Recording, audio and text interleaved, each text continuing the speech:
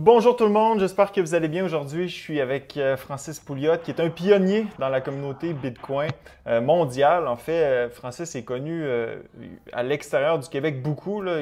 Son Twitter, je pense qu'il a 75 000 abonnés. Peut-être un peu moins connu au Québec, du moins à l'extérieur de la communauté Bitcoin. Donc, l'objectif de l'entrevue aujourd'hui, c'est justement de faire connaître Francis Pouliot et de faire connaître aussi son entreprise Bull Bitcoin. On va en parler durant l'entrevue. Francis, j'espère que tu vas bien. Peut-être nous dire un peu où tu te trouves présentement. Oui, merci Joe. Je me trouve présentement très loin du Québec. J'habite au Costa Rica depuis le début du confinement. Donc, je suis un exilé du Québec. Mais mon cœur est encore au Québec. Donc, ça fait plaisir de parler. Écoute, je fais beaucoup de podcasts en anglais. Fait que faire des podcasts en français, ça fait du bien.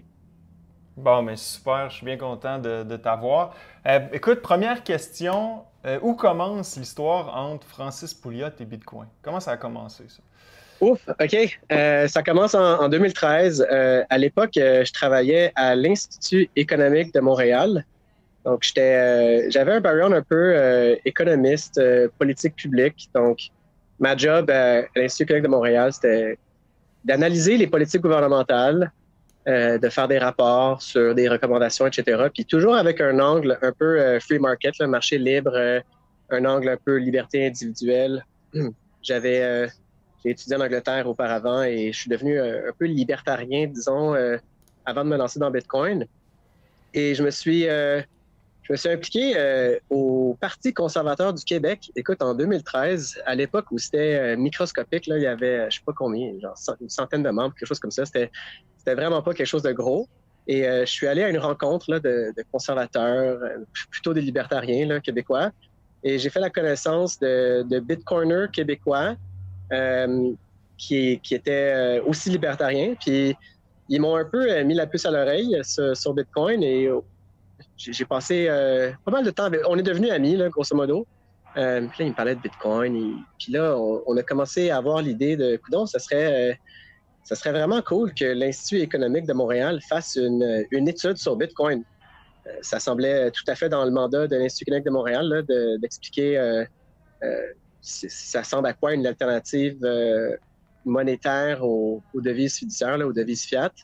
Donc, on a réussi à convaincre l'Institut économique de Montréal de faire une étude sur Bitcoin et j'ai été évidemment attitré comme le chercheur responsable de faire cette étude. Donc, à peu près, je te dirais, genre, je sais pas, comme avril, mai 2013, ça devient donc partie de mon travail de faire de la recherche à temps plein sur Bitcoin puis essayer de vulgariser ça pour le commun des mortels. Et ben écoute, je suis tombé dans le rabbit hole, là, comme on dit, là, je suis tombé les deux pieds dedans, puis j'étais complètement mordu. En même temps, ces gars-là, ils ont parti un organisme à Montréal qu'on appelait l'ambassade Bitcoin. En fait, c'était littéralement un building physique au coin de la rue Saint-Laurent puis du boulevard Sherbrooke, boulevard Saint-Laurent, pardon, et la rue Sherbrooke et dont l'objectif était de faire un coworking space pour les gens qui travaillent dans Bitcoin, également faire un espace événementiel pour faire des meet-ups Bitcoin.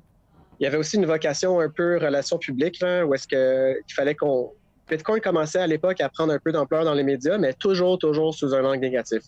À l'époque, c'était blanchiment d'argent, drogue, Silk Road, évasion fiscale, etc. Donc, il y avait toujours un spin médiatique négatif dans les médias, puis personne ne comprenait c'était quoi. Ces gars-là se sont dit, bon, ben, tu sais, ça serait le fun qu'on fasse un organisme qui puisse comme faire l'interface un peu entre la communauté Bitcoin puis ces médias-là. Et pas seulement les médias, là, mais je veux dire, le milieu des startups à Montréal, par exemple, le milieu tech. Euh, il y avait des organismes gouvernementaux qui étaient curieux de savoir un peu là-dessus. Et aussi, à l'époque, on avait un peu la crainte que le gouvernement s'attaque à Bitcoin tout de suite, là, puis rende ça illégal. Donc, on s'est donné un peu un mandat de lobbyisme, puis je mets ça en guillemets parce que c'est pas du lobbyisme traditionnel où est-ce qu'on rencontre des politiciens dans des bars tard la nuit avec des mallettes pleines de cash pour essayer de leur faire passer des législations favorables au Bitcoin. Là. C'était vraiment rencontrer des institutions gouvernementales et réglementaires afin de leur expliquer c'était quoi et afin aussi d'essayer d'avoir un cadre réglementaire relativement positif au Bitcoin. Je fais une petite parenthèse, ça a été un travail assez productif parce que Au Canada, on a des réglementations de Bitcoin qui sont relativement relaxes là, comparées à plusieurs pays au monde. Là. Donc, je crois que ça a été un assez bon travail qu'on a fait.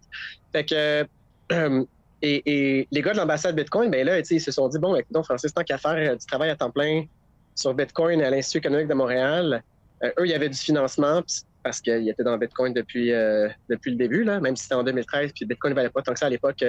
C'était des gars qui étaient dans Bitcoin depuis très, très tôt. Fait qu'il y avait un peu de financement pour ça. Ils se sont dit, donc, pourquoi est-ce que tu ne travaillerais pas pour nous, puis tu ne deviendrais pas un genre d'agent de relations publiques pour notre organisme? Puis finalement, ils m'ont engagé. Je suis devenu peu de facto le directeur de l'ambassade Bitcoin. Ma mission étant de mettre en place ce centre physique à Montréal et de mettre en place tous les aspects de relations publiques, relations avec les médias, créer des pamphlets éducatifs, créer du contenu pour expliquer comment Bitcoin fonctionne aux gens. Et aussi, on avait une vocation d'avoir un kiosque d'information physique parce que l'objectif, c'était que monsieur, madame, tout le monde puisse rentrer à l'ambassade Bitcoin puis littéralement avoir quelqu'un en face d'eux à un bureau pour poser des questions, un peu comme un genre de kiosque touristique, là, si tu veux.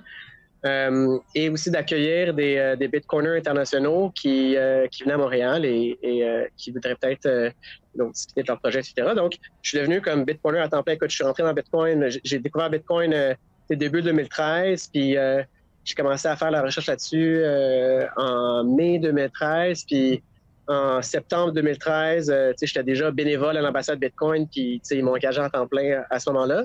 Donc, ça a été assez rapide, là. Je veux dire, je suis rentré full pin dans Bitcoin tout de suite dès que j'en ai entendu parler. Puis j'en ai fait ma carrière à cette époque-là. Fait que c'est comme ça que j'ai commencé. Écoute, fait que je veux dire, pendant j'ai runné l'ambassade Bitcoin avec les fondateurs.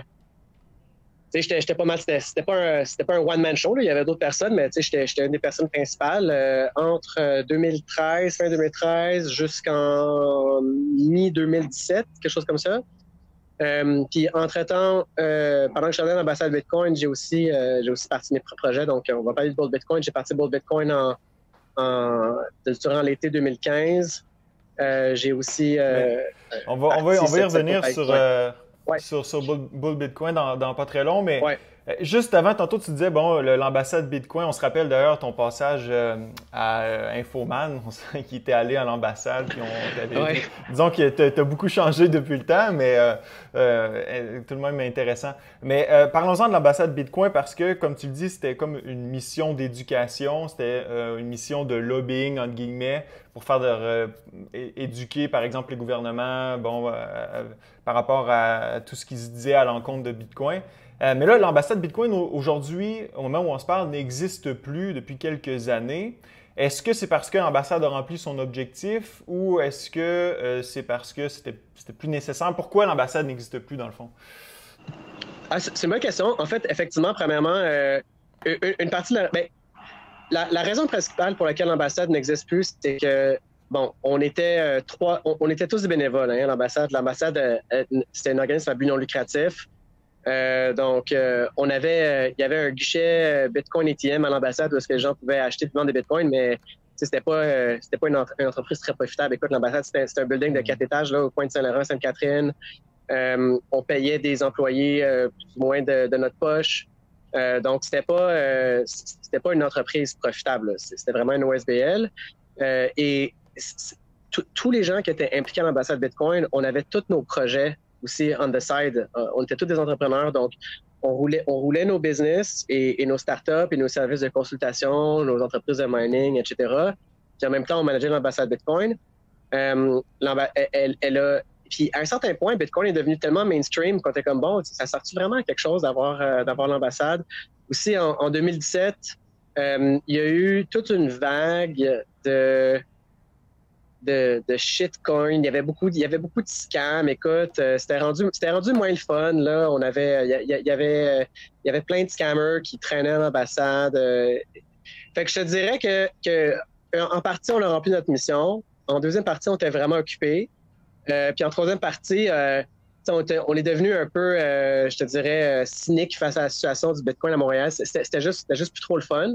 Il y a aussi le fait que, écoute, le building en soi, il nous avait été prêté par un Bitcoiner et il nous le prêtait gratuitement. Donc, on ne payait pas de loyer à l'ambassade. Il y avait le propriétaire du building qui nous prêtait le building. Puis après 4 ans, le propriétaire était comme, bon, mais les gars, il va falloir qu'on fasse de quoi avec le building, là, parce que c'est un building de 4 étages sur Saint-Laurent. C'est beaucoup de loyer qui est manqué. Finalement, moi, j'ai décidé de partir de l'ambassade. Et aussi, écoute, quand tu manages une start-up en ligne, tu es dans un certain mindset. Tu es dans un mindset créatif. Tu travailles avec des développeurs. Tu travailles genre 60 heures par semaine. Puis tu es souvent comme enfermé dans ton bureau. Puis en même temps, manager un building physique, c'est comme, bon, là, il faut dealer avec le plombier, il faut dealer avec la sécurité, il faut dealer avec les imprimantes. C'était comme 2 mindsets différents. Les gens de l'ambassade ont été tout un petit peu tannés.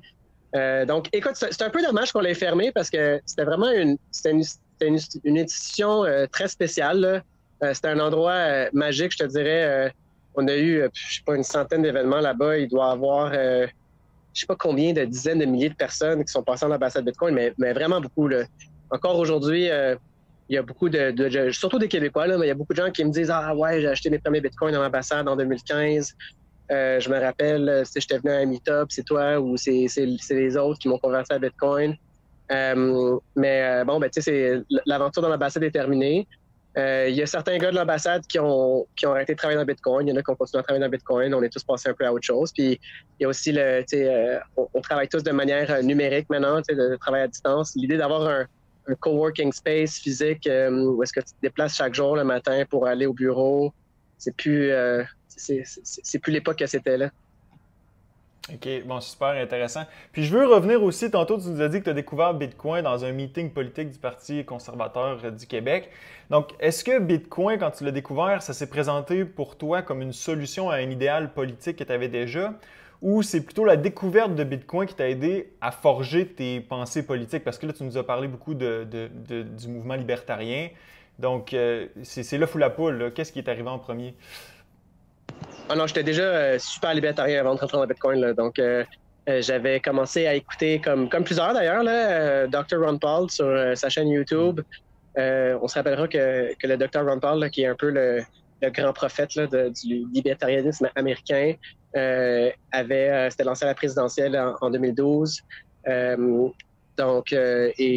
J'étais un peu aussi actif sur les médias sociaux, tout ce qui avait attrait quand j'étais jeune, j'étais grand fan de la légalisation du cannabis, de ce genre de trucs-là.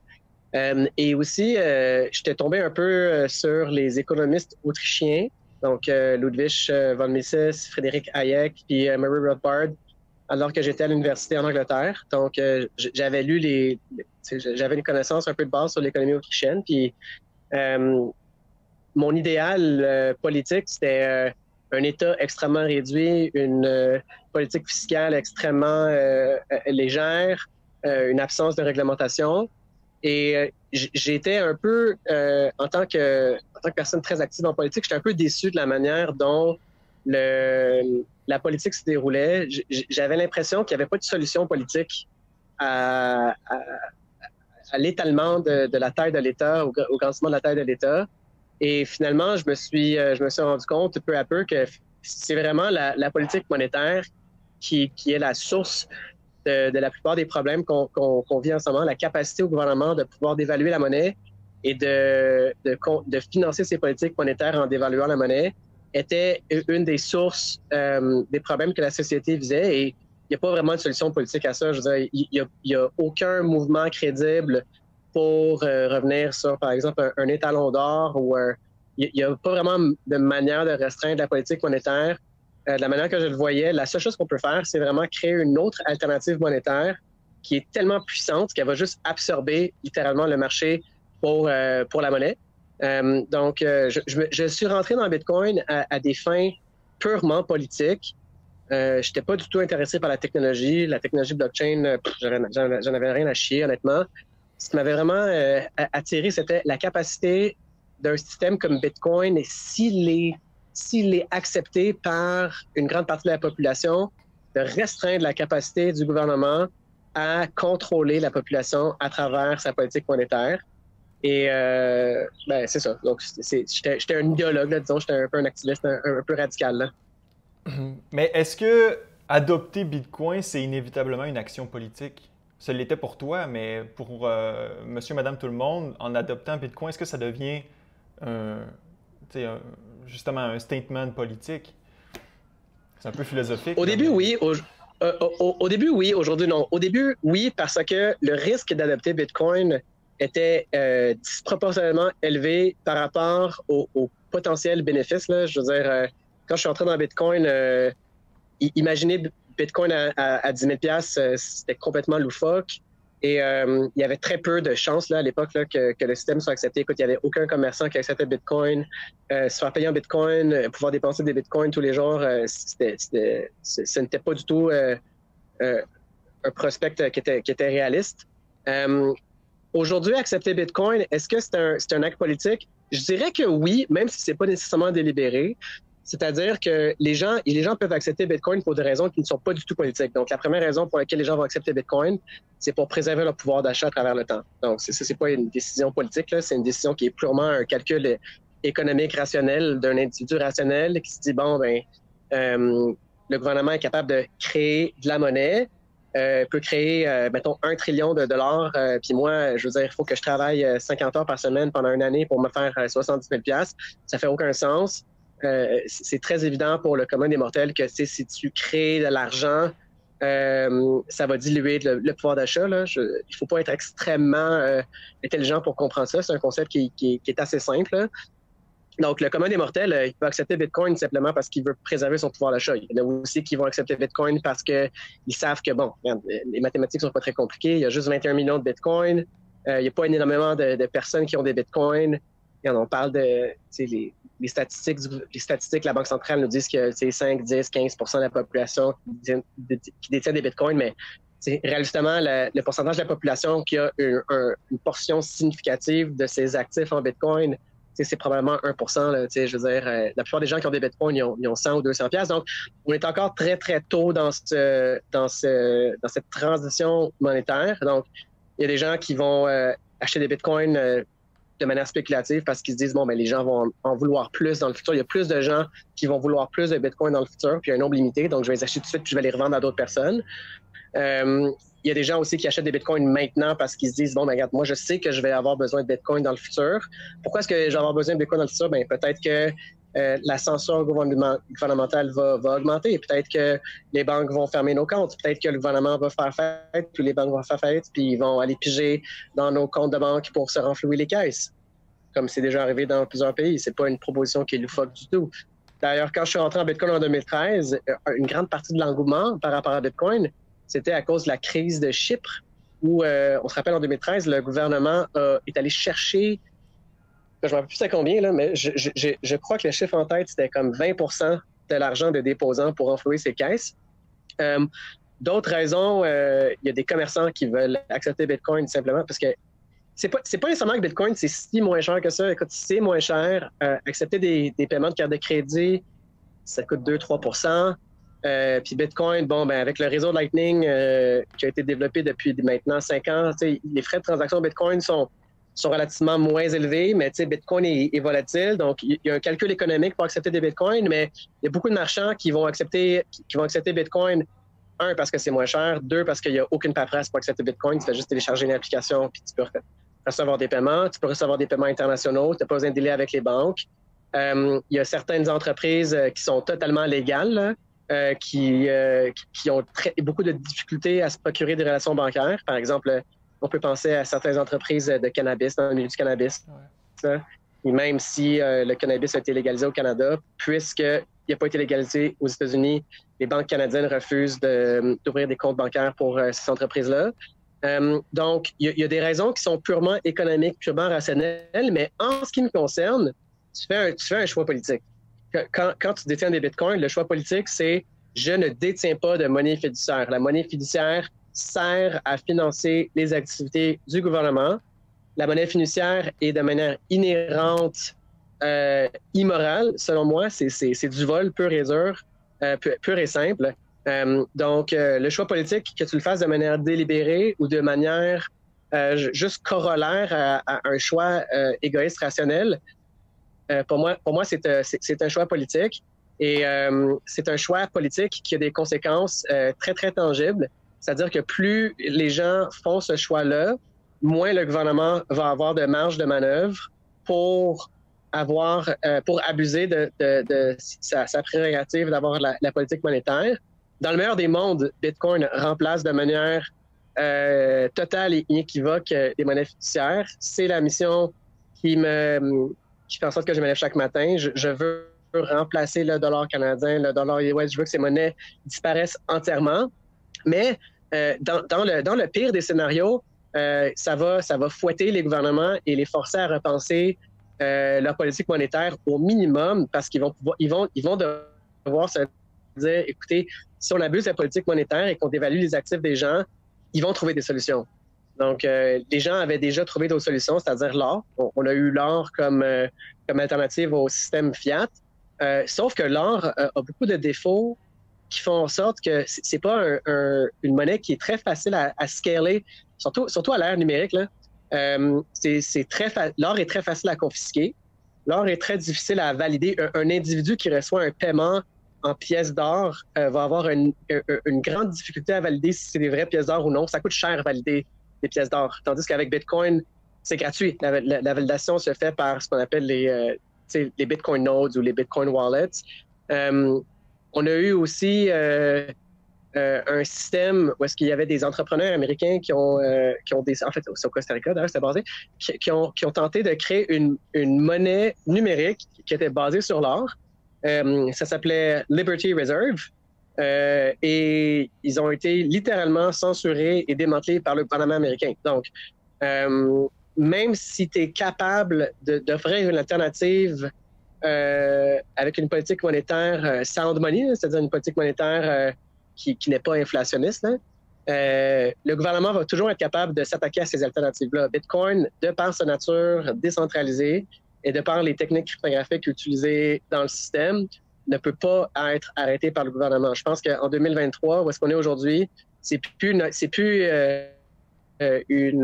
une possibilité réaliste là, que le gouvernement soit capable de s'attaquer à Bitcoin de manière sérieuse et de fermer le réseau. On va peut-être ralentir un peu les activités des échanges, on va peut-être bloquer les points de conversion entre les Bitcoins et les dollars canadiens, mais de manière réaliste, c'est une alternative au système fiduciaire qui n'est pas arrêtable. Donc, juste par son existence même, crée une pression gigantesque sur le système de monnaie fiat pour qu'ils, prennent les choses en main puis arrêtent leur politique inflationniste. Donc, pour toi, Bitcoin, c'est ça. Donc, tu te lèves à chaque matin, ta mission, c'est de voir Bitcoin s'imposer comme une alternative au système de monnaie fiduciaire. Puis là, tu as dit que quand tu étais à l'ambassade Bitcoin, bon, tu as commencé à bâtir, tout le monde a commencé à bâtir son propre projet. Puis toi, ton projet, c'était Bull Bitcoin, parce que parlons-en de ton entreprise. Donc, la mission de Bull Bitcoin, j'imagine que c'est justement de favoriser l'émancipation de Bitcoin. Oui, absolument. Donc, la mission de Bull Bitcoin, avant de revenir à la mission, je veux dire un peu le contexte. Écoute, quand j'étais à l'ambassade Bitcoin, il y avait très peu d'échanges Bitcoin ou d'entreprises Bitcoin qui étaient de qualité. Puis, tu sais, les gens me disaient, où est-ce que je peux acheter des Bitcoins? Tu sais, où est-ce que je peux acheter des Bitcoins au Canada? Puis, la seule solution qu'il y avait vraiment à l'époque, c'était Quadriga.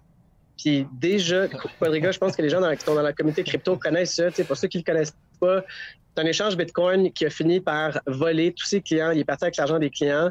Mais Quadriga, à l'époque, on savait déjà que c'était tout croche. C'était un peu un secret de polichinelle dans l'industrie que c'était runné par plus ou moins des criminels, là, ou en tout cas du monde qui n'était pas... des gens tout croche, on peut juste le dire de même. Là. Puis, une affaire, je me suis rendu compte, c'est que les utilisateurs de Bitcoin vont utiliser Bitcoin de la manière qui leur est proposée par les échanges. Et une affaire qui m'énervait, c'était que les gens achetaient des Bitcoins et les laissaient sur l'échange. Les dompaient sur l'échange, puis en prenaient jamais possession. Puis là, tu sais, je leur disais, je regarde toutes les caractéristiques de Bitcoin qui nous intéressent, là, le fait que les transactions sont non censurables, le fait que ça protège la vie privée, le fait que personne peut aller les chercher dans ton compte et les sortir de là, que c'est protégé par la cryptographie, et le fait que tu peux valider que tes bitcoins sont des vrais bitcoins, c'est pas des faux bitcoins qui ont été créés à partir de rien par une compagnie sur Internet. Toutes ces qualités-là, tu ne peux en profiter que lorsque tu prends la possession des bitcoins dans ton propre porte-monnaie. Et la plupart des gens achètent des bitcoins et les laissaient sur les échanges. Et moi, je voulais que l'expérience de Bitcoin soit inévitablement, tu prends possession des bitcoins. L'expérience Bitcoin n'est pas terminée avant que le client, l'utilisateur, reçoive des bitcoins sur son propre porte-monnaie que lui-même sécurisé. Donc, à l'époque, ça n'existait pas. Les exchanges non-custodial comme Bolt Bitcoin, ça n'existait pas. Tous les exchanges, tu achètes des bitcoins, tu laissais l'argent sur l'exchange. Tu laissais tes bitcoins sur l'exchange.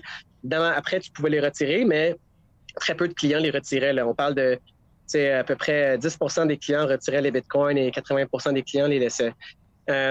Également, à l'époque, lorsque tu encourageais quelqu'un à aller acheter des bitcoins, bon, ben, tu les envoies sur Kraken, Coinbase, Bitstamp, parce que les gros échanges.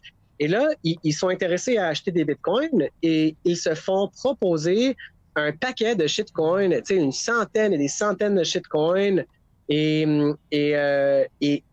des choses qu'ils n'auraient jamais considéré acheter, qu'ils ne veulent pas, dont ils n'ont pas besoin. Eux sont intéressés par Bitcoin parce qu'ils se sont fait dire que Bitcoin, le gouvernement ne pouvait pas en créer plus, personne ne peut en créer plus, ça ne peut pas être censuré, etc. Ils ont une idée de Bitcoin déjà faite.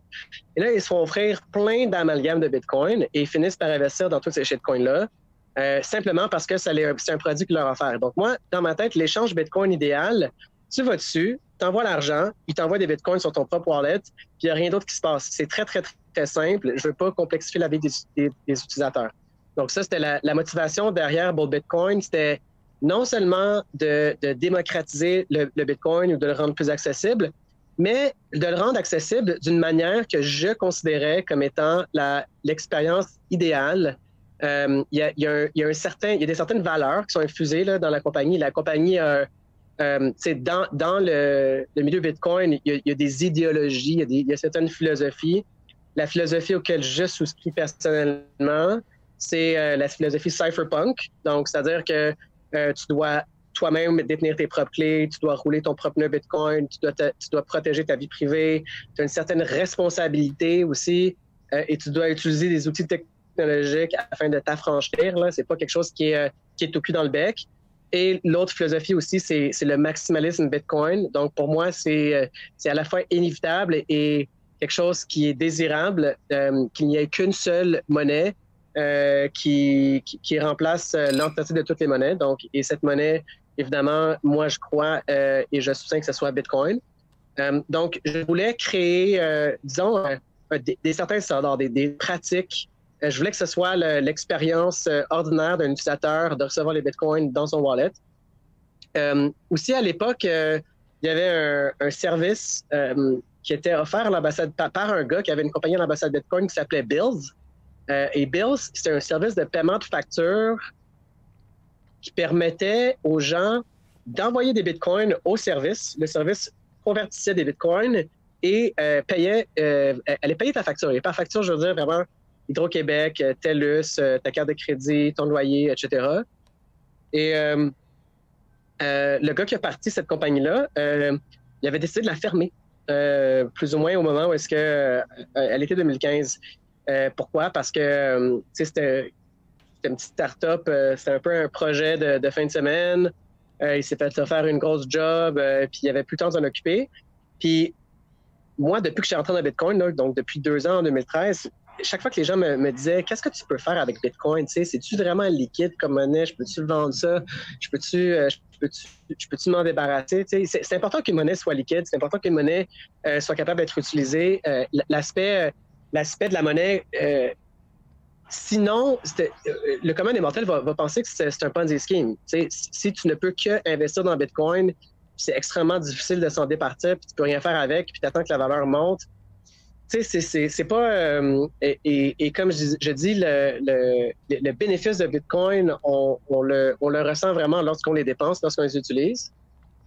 Donc, je trouvais que c'était absolument catastrophique que la compagnie Bills ferme ses portes parce que chaque fois que quelqu'un me disait qu'est-ce que je peux faire avec Bitcoin, ben je leur disais, ben regarde, tu peux payer toutes tes factures avec Bitcoin, tu peux payer ton loyer avec Bitcoin, etc.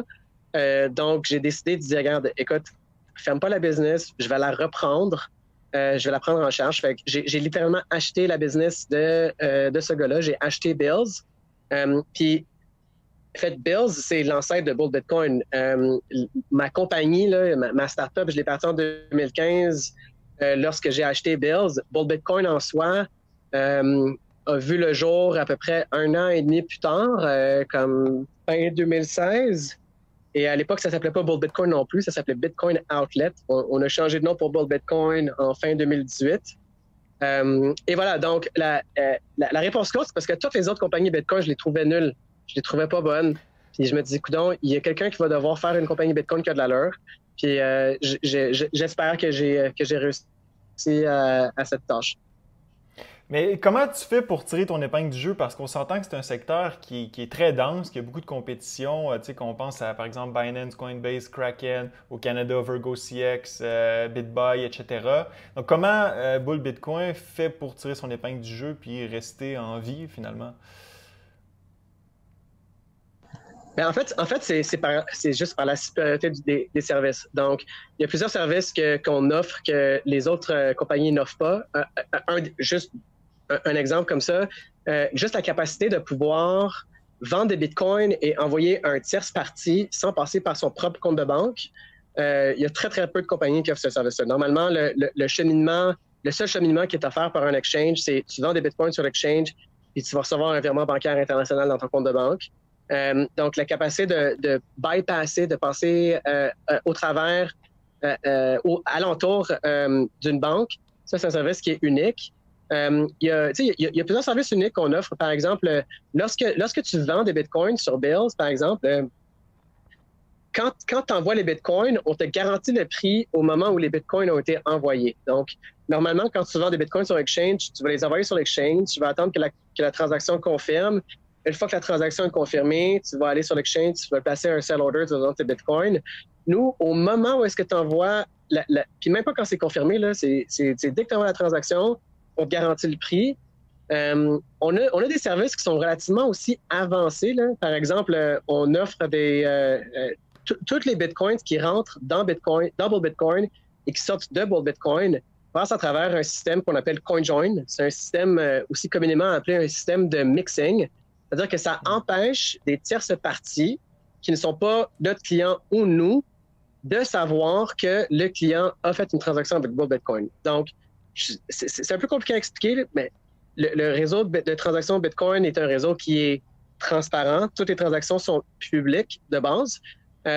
Et par exemple, si tu utilises Coinbase puis tu envoies des Bitcoins sur Coinbase, n'importe qui regarde la blockchain va pouvoir savoir, OK, tel wallet a envoyé des Bitcoins à Coinbase. Nous, avec notre système, il n'y a personne qui est capable de savoir que les Bitcoins ont été envoyés à Bull Bitcoin. Bull Bitcoin ne laisse pas de traces ou d'empreintes sur la blockchain pour les transactions qui sont reçues et envoyées avec les clients. Donc, d'une certaine manière, ça protège nos clients d'un éventuel espion qui regarderait la blockchain pour pouvoir essayer de détecter des patterns ou des patterns de comportement ou des patterns de transactions. À ce que je sache, on est le seul échange canadien qui offre les dépôts et les retraits avec le réseau Lightning, le Lightning Network. Je ne crois pas qu'il y en a d'autres au Canada, en tout cas pas d'autres qui sont significatifs. Et d'ailleurs, il y en a très peu dans le monde. Là. Je pense que dans le monde, il y a peut-être une dizaine de compagnies qui offrent ça. Et une autre manière aussi qu'on se démarque, là, je sais que c'est un peu niaiseux, ça n'a pas rapport avec la philosophie maximaliste de la technologie, c'est juste le service à la clientèle.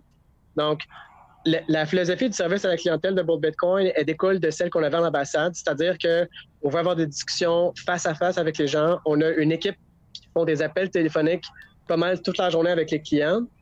On va aider les clients à utiliser leur propre wallet Bitcoin. Donc, c'est une expérience qui est très libératrice pour un client. Là. Le client, on va te dire, regarde, on veut pas tes bitcoins, on va t'aider, on voici comment tu télécharges ton wallet. Tu sais, des fois, on prend 30-40 minutes avec les clients.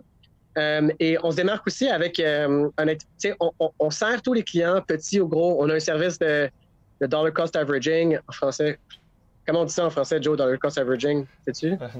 Sur ma chaîne, j'utilise DCA aussi, donc t'inquiète pas. DCA, fait on a un service de DCA, fait que, puis on a des clients qui vont payer des factures de téléphone de 70$, qui vont acheter 50$ par semaine de Bitcoin, mais on s'est spécialisé dans les grosses transactions. Donc, on se spécialise avec on a une division, par exemple, de real estate interne de la compagnie. Donc, on a des clients qui vont vendre leur maison.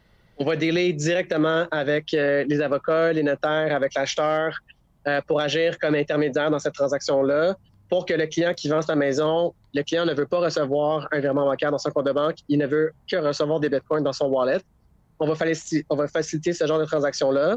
Et de l'autre côté de la médaille aussi, on a des gens qui vont acheter du real estate avec des bitcoins. Donc, pour faire l'histoire courte, on se rentabilise avec des gros investisseurs. Donc, la manière, c'est un marché, comme tu dis, qui est très, très concurrentiel au Canada. Écoute, au Canada, on est très choyé là, en termes de compagnies Bitcoin. Je pense qu'il n'y a aucun pays sur la planète qui a autant de compagnies Bitcoin par habitant qu'au Canada.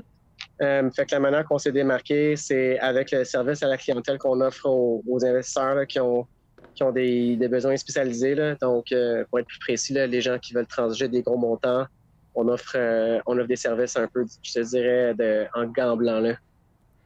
OK, puis tu as fait allusion beaucoup au concept de Bitcoin maximaliste. Tu dis bull Bitcoin, c'est une philosophie de Bitcoin maximaliste, mais puis on entend ça beaucoup, on entend parler beaucoup du Bitcoin maximaliste dans la communauté, mais ça veut dire quoi finalement être Bitcoin maxi?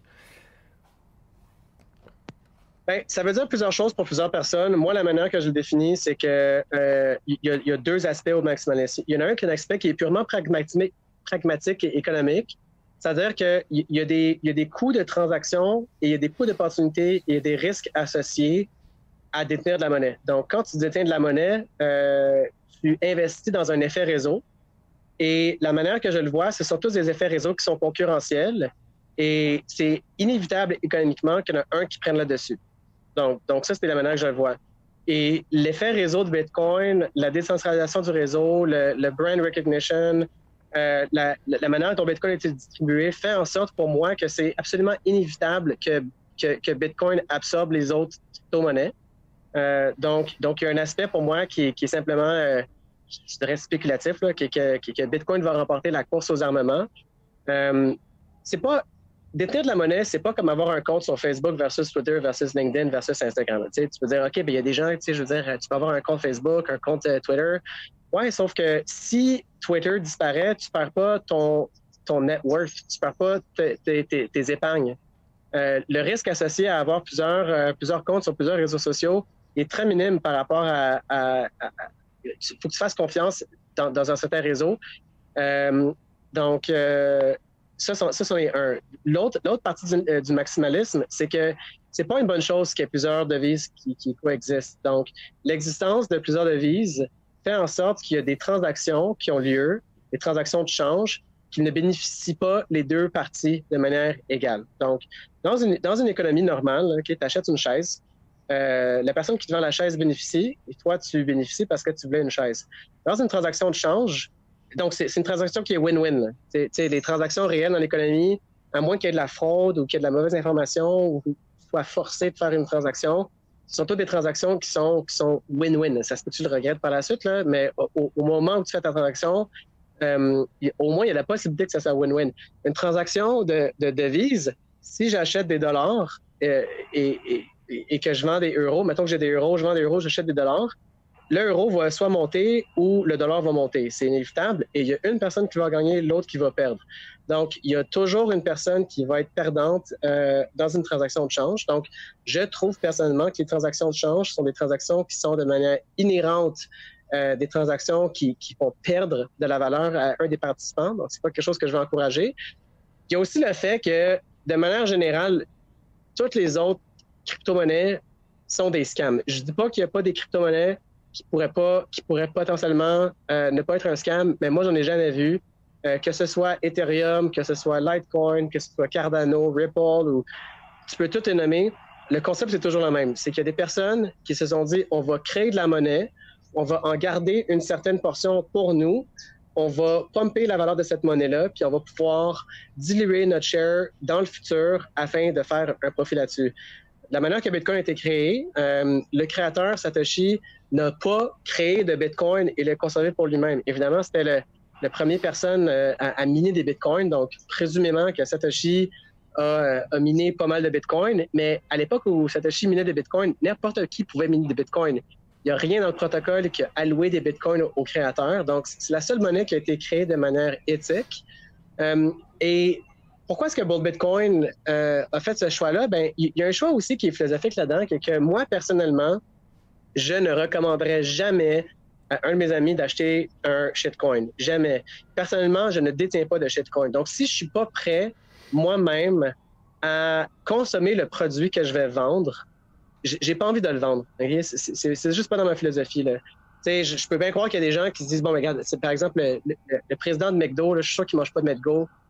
Good for him, mais moi, j'aurais jamais un restaurant où est-ce que je mange pas ma propre bouffe parce que je la trouve toxique. C'est pas quelque chose que je ferais. Donc, c'est un choix philosophique de ne faire la promotion de services uniquement lorsque moi-même, je suis prêt à subir les mêmes risques.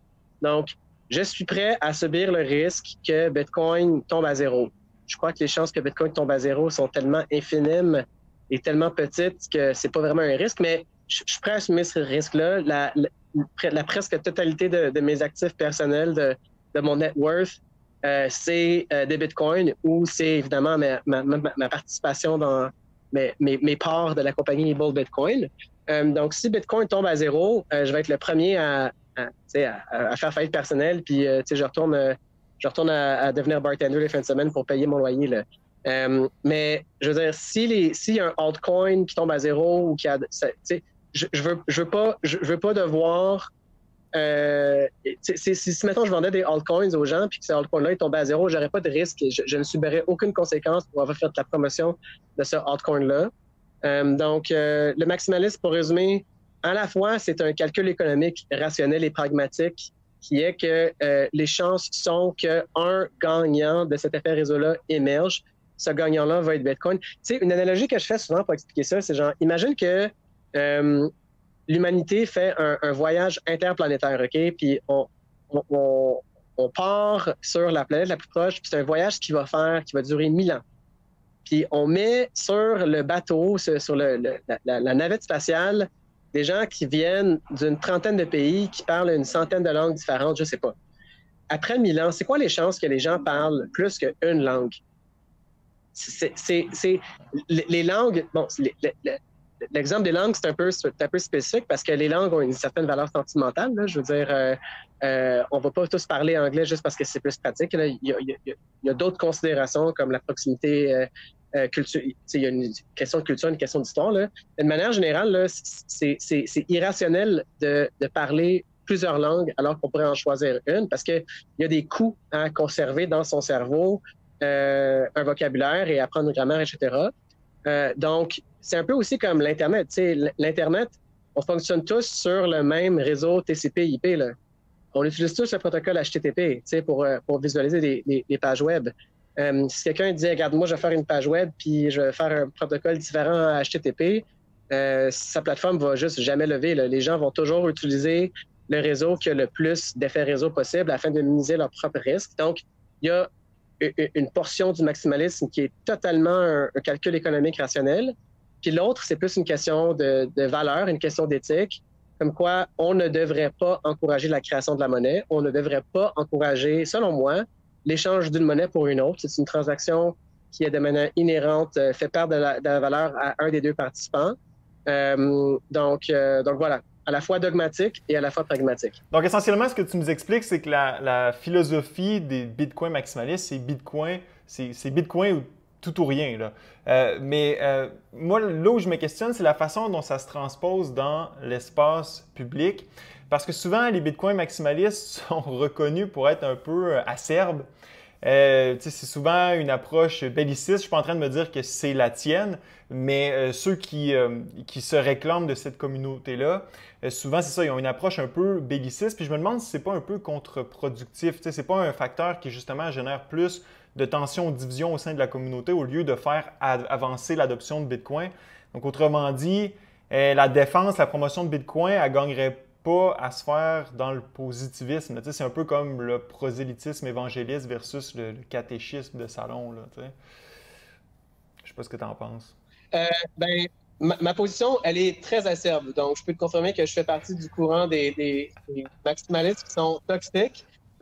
Écoute, je te l'accorde, c'est une observation que tu fais qui a du mérite. La manière dont je dirais, c'est premièrement, moi, écoute, des scams, là, j'en ai vu, tu peux même pas imaginer. J'ai vu des centaines de personnes, voire potentiellement des milliers de personnes là, se faire scammer par des crypto-scams à droite à gauche. Des shitcoins qui ont complètement disparu puis qui ont anéanti les life savings de personnes qui ne savaient pas du tout dans quoi s'embarquer. J'en ai vu assez. J'ai personnellement, je veux dire, j'en connais là, des shitcoin founders. Écoute, avant que je devienne trop acerbe pour être désinvité aux événements crypto, là, j'en ai été là, dans des salons VIP où est-ce que tu avais des Vitalik Buterin, où est-ce que tu avais des Charles Hoskinson, où est-ce que tu avais les fondateurs de Ripple.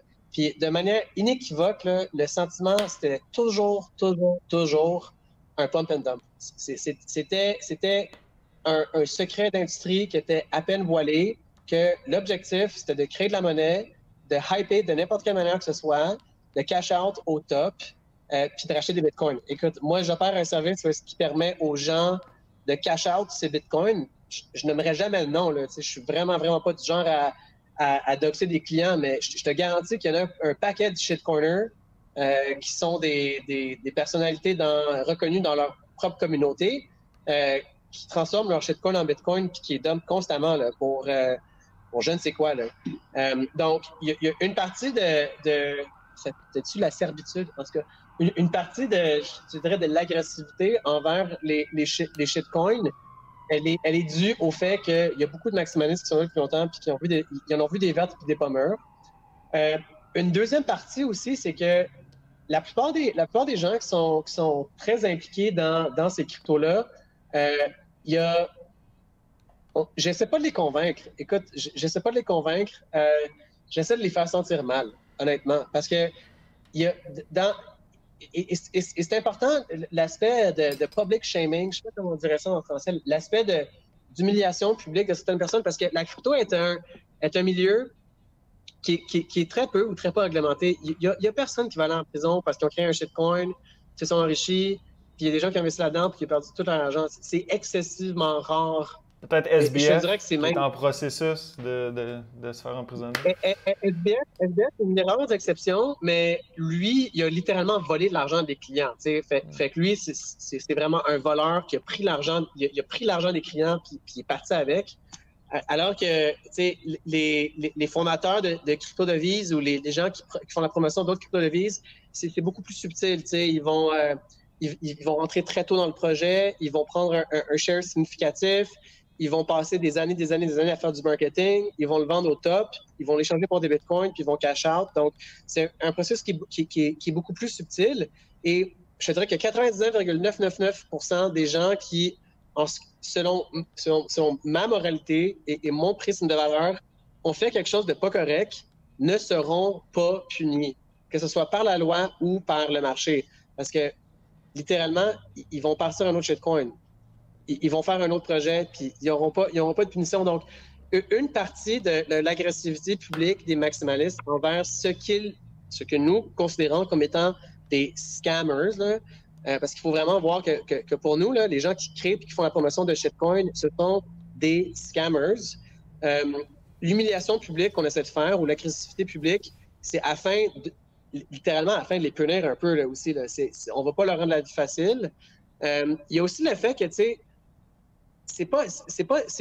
on parle d'un grand enjeu, là. On parle d'une opportunité qu'on a en ce moment pour la première fois depuis la création des monnaies fiduciaires, certainement pour la première fois depuis, on va dire, une centaine d'années, là, de recréer le système monétaire pour une fois, pour de bon, un système monétaire qui est juste, qui est transparent et qui est basé sur des principes éthiques et moraux. Principalement, le principe que tu ne peux pas créer de la monnaie sans avoir mis de l'effort dedans. Tu ne peux pas profiter du processus de création de la monnaie. C'est un processus qu'on appelle en anglais seigniorage. Je ne sais pas si c'est ça en français comme traduction, ce mot-là. Seigneurage, ça existe aussi. Le seigneurage, c'est pas garanti qu'on va réussir. C'est pas du tout garanti. Là. Et là, la manière que moi je le vois, c'est bon, là, on se bat contre le système fiat, qui est un monstre monolithique gigantesque. C'est le final boss. Et à la place de focuser toute notre énergie sur combattre cette entité-là, ou ce concept-là, qui sont essentiellement les banques centrales, le Federal Reserve, le Bank of International Settlement et la Banque centrale européenne, etc., on dilue le momentum Bitcoin dans plusieurs petites fractions qui n'ont pas du tout le même commitment et pas du tout le même objectif. Je veux dire, l'objectif d'Ethereum, de Cardano, de Ripple, de Litecoin, de Bitcoin Cash, des gens qui sont impliqués là-dedans, c'est pas de démonter les banques centrales, on s'entend. C'est de faire l'argent, hein? C'est de faire l'argent pour leur tribu, pour leur tribe. Donc, je conçois les altcoins non seulement comme étant pas une bonne stratégie d'investissement à long terme, une stratégie que je considère qui est une guaranteed loss on a long enough timeline. Non seulement c'est quelque chose qui est pas éthique, mais c'est quelque chose qui fait office d'obstacle à la mission de Bitcoin. Donc voilà ce qui pourrait expliquer le climat, je te dirais, comme toxique un peu. Est-ce que c'est contre-productif? Ben écoute, je sais pas. Honnêtement, je trouve qu'il y a beaucoup de gens qui sont aussi attirés par ça, hein, par l'espèce d'intransigeance des bitcoins maximalistes, parce qu'on vit dans une société où est-ce que le politiquement correct règne et il faut toujours trouver le juste milieu entre une part et l'autre, puis la vérité n'est pas tranchée, tout est subjectif, tu sais. Puis quand tu vois des gens qui ont une conviction, mais mordicus, tu sais, les maximalistes là, sur les médias sociaux, dans l'espace public, s'il y a une chose qu'on peut pas leur reprocher, c'est le manque de conviction. C'est des gens qui sont extrêmement convaincus de leur position, d'une manière qui est dogmatique. On peut l'appeler catéchiste aussi. Là, je ne suis nullement offensé à l'idée de faire une comparaison au fanatisme religieux. Je reconnais qu'il y a des aspects là-dedans qui sont effectivement religieux. Bitcoin étant notre sauveur et les autres étant des apostates là, ou des incarnations du mal, je sais pas trop quoi là. Mais il y a je trouve personnellement qu'il y a un certain appeal aussi envers cette attitude-là. Bon, et que ce soit bénéfique ou non, écoute, il faut aussi la conversion de masse de tout le monde en Bitcoiner, c'est pas exactement mon objectif principal. Écoute, quand je suis entré dans Bitcoin au tout début, mon objectif, c'est je voulais que tout le monde devienne Bitcoiner le plus rapidement possible afin que Bitcoin devienne too big to fail le plus vite possible. Moi, je me disais, plus il y a de gens dans Bitcoin tout de suite, moins il y a de chances que le gouvernement soit capable d'agir efficacement contre Bitcoin. J'ai un peu changé d'idée. Je pense que indépendamment de l'adoption de masse de Bitcoin, le gouvernement peut rien faire vu de par la nature décentralisée du réseau, de par la décentralisation de l'infrastructure technologique qui roule derrière le réseau.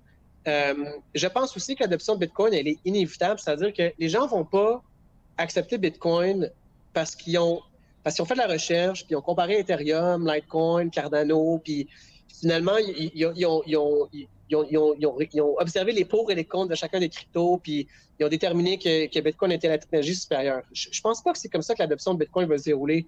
Je pense que les gens vont adopter Bitcoin parce qu'ils veulent payer leur loyer, parce qu'ils veulent payer leur bouffe, parce que les autres monnaies ont été tellement dévaluées qu'ils ont juste plus le choix.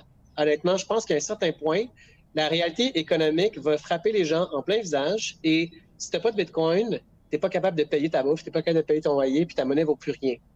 Donc, est-ce que une analogie que j'utilise, puis bon, à tort ou à juste là, c'est que quand tu es sur un bateau qui est en train de s'échouer, là, mettons, tu es sur le Titanic, là, puis il est en train de couler, là, est-ce que tu as besoin d'un département de marketing pour les bouées de sauvetage, pour les life jackets, puis pour les canots de sauvetage? Non, je veux dire, c'est le seul échappatoire. Les gens vont spontanément se lancer sur le canot de sauvetage parce qu'ils veulent flotter, parce qu'ils veulent survivre. Donc, je ne suis pas certain que de gagner la bataille des hearts and minds, là, de convaincre les gens que Bitcoin est l'alternative supérieure, c'est la bonne manière de protéger Bitcoin. Je pense que ce qui est plus important, c'est de s'assurer que l'infrastructure Bitcoin, que les entreprises Bitcoin, que l'écosystème, parce que Bitcoin, c'est un écosystème qui est émergent. Hein. Le réseau Bitcoin, il prend une forme suite au fait qu'il y a des gens qui font des entreprises, qui prennent des décisions et qui infusent leur propre moralité dans ces systèmes-là. Je vais donner un exemple. Tu sais, je veux dire, les gens font l'interface avec Bitcoin à travers des applications mobiles, à travers des wallets. OK? Les gens qui designent les wallets, ils font des choix pour l'utilisateur. Ils disent, est-ce que j'encourage le self-custody ou est-ce que je décourage le self-custody? Est-ce que j'encourage la vie privée ou non? Est-ce que je fais ci ou ça? Puis les utilisateurs, ils sont présentés un genre de parcours et ce parcours-là est infusé des valeurs du créateur de l'application. Et pour moi, le plus important, c'est de s'assurer que les gens qui créent cet écosystème, cette infrastructure, les gens vraiment qui dédient leur vie à Bitcoin ont les bonnes valeurs. Parce que c'est tantôt j'ai dit que Bitcoin, la plupart de Bitcoin n'est pas garantie. C'est vrai, c'est pas garanti. Quoique, rendu où est-ce qu'on est, je pense que j'ai pas de crainte pour la survie de Bitcoin en soi. J'ai des craintes que Bitcoin soit comme corrompu de l'interne par la communauté. J'ai des craintes que l'adoption de Bitcoin se fasse de manière, par exemple, custodial. J'ai des craintes que les gens ne tiennent pas du tout à cœur leur vie privée et qu'il y ait des grosses databases qui se ramassent dans les mains de gouvernements ou d'entités malicieuses, de telle personne, de tel Bitcoin, etc. J'ai des craintes que les gens ne soient pas capables d'utiliser Bitcoin sauf à travers une plateforme où est-ce que tu dois, par exemple, uploader ton passeport avant de pouvoir avoir accès à tes Bitcoins.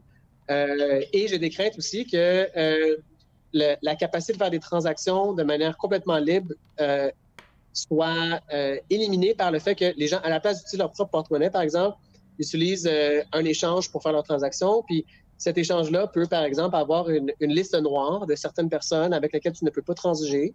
Par exemple, des activistes politiques ou des camionneurs ou des non-vaccinés ou des je sais pas trop quoi, des gens qui se retrouvent sur des listes noires que tu puisses pas, par exemple, pas avoir accès à ton argent à moins d'avoir démontré que tu as un cote de crédit carbone qui est négatif, tu sais, ou je sais pas. Ce ne sont pas des propositions, tu sais, je dois sonner comme un conspirationniste, tu sais, peut-être un peu, mais honnêtement, je veux dire, on est rendu en 2023, on a tous vu ce qui se passe, là.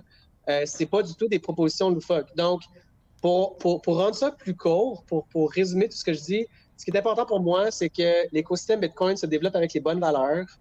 Il n'est pas trop tard pour que le système soit corrompu de l'interne. Et je crois que Bitcoin va durer des centaines d'années. Il n'y a aucune limitation technique.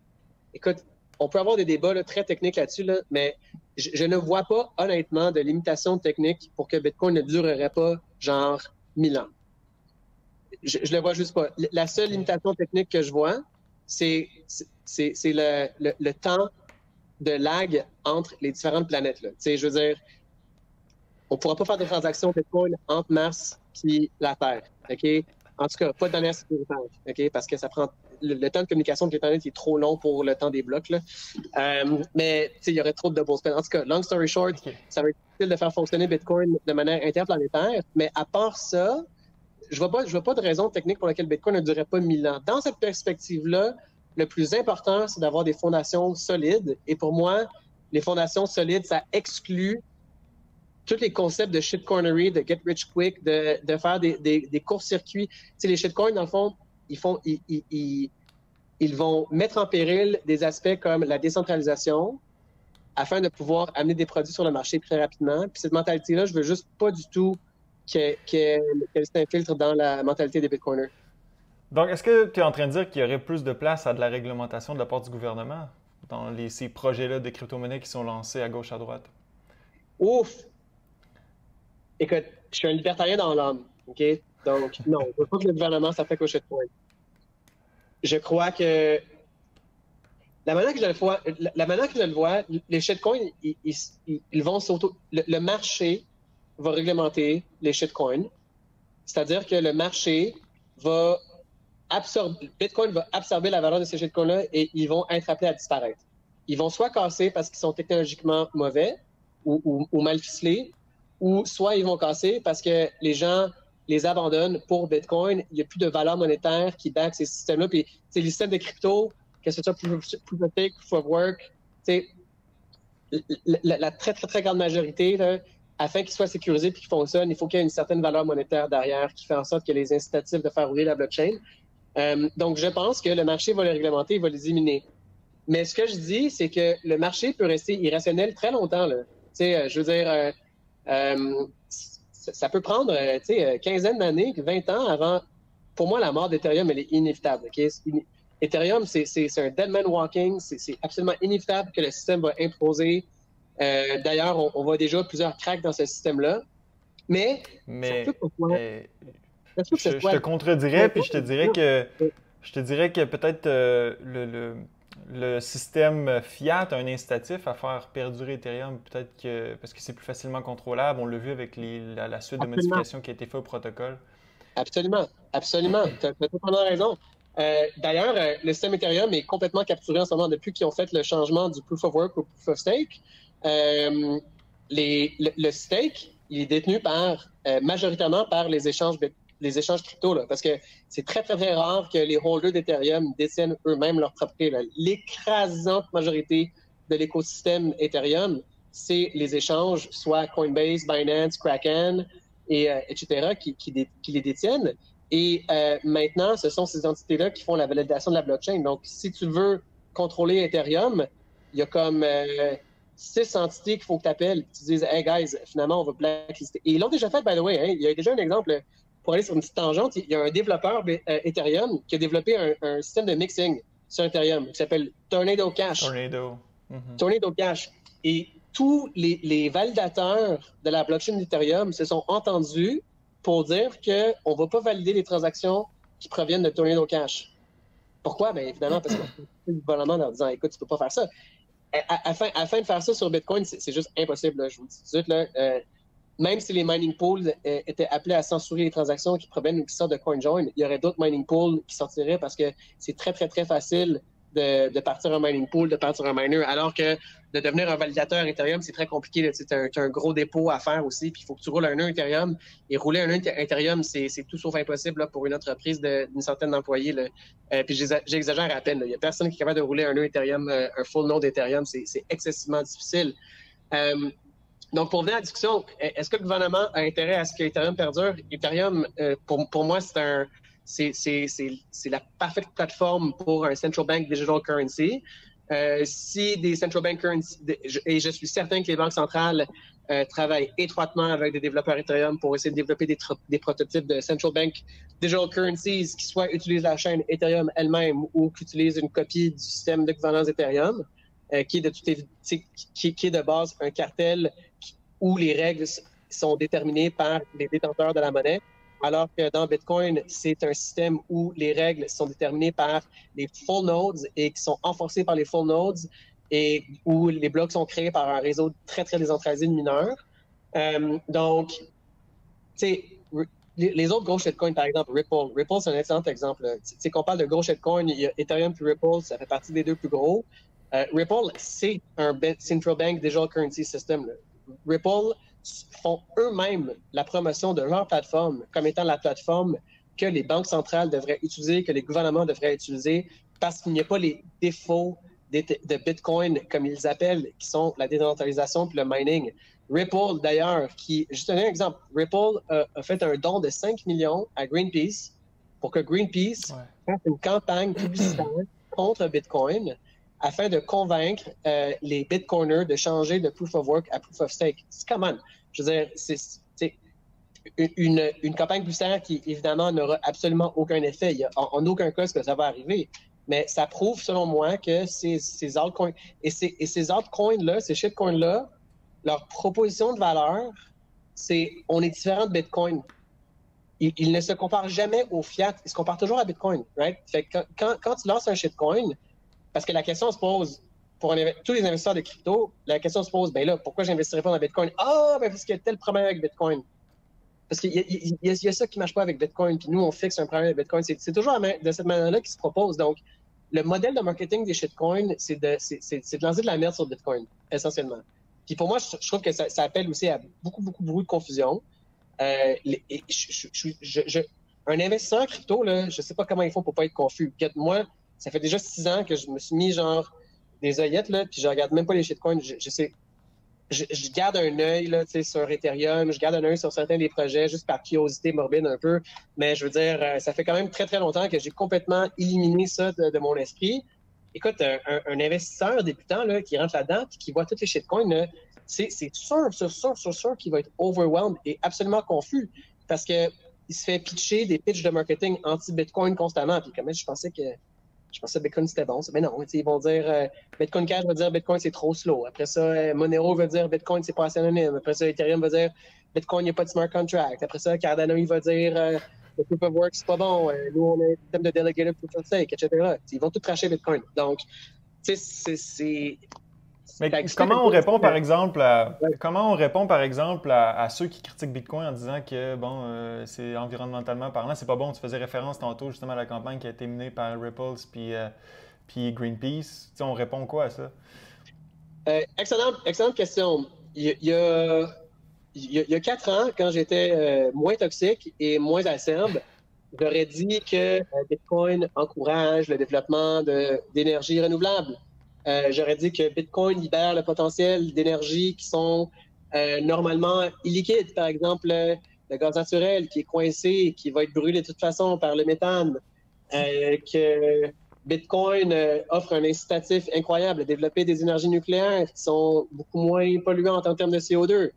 Aujourd'hui, ce que je dirais, c'est que les changements climatiques, c'est un fucking scam, que le CO2, c'est pas du tout, que l'humain n'a aucune incidence sur le climat de la planète. Je ne crois pas du tout au fait que l'humain ait un impact significatif sur le climat de la planète. Je m'en calisse. Et de toute façon, même si on a un débat là-dessus, qu'est-ce qu'on peut faire? On peut rien faire. Écoute, tu peux pas dicter aux mineurs quelle énergie ils vont prendre. Ils vont inévitablement aller faire la moins chère. C'est juste une inévitabilité économique, c'est une loi de l'univers. Les mineurs, là, mais fais attention parce que, par exemple, dans des économies comme celle du Québec qui sont assez centralisées, lorsque tu as un monopole au niveau producteur-distributeur d'électricité comme Hydro-Québec, l'énergie est dirigée vers où l'État veut qu'elle aille. Donc, dans ce contexte-là, les mineurs pourraient être complètement barrés. On l'a vu d'ailleurs récemment. J'ai fait une entrevue justement avec une entreprise de minage. Ils ont limité là, le bloc qui peut être distribué aux mineurs. Et sont partis ailleurs.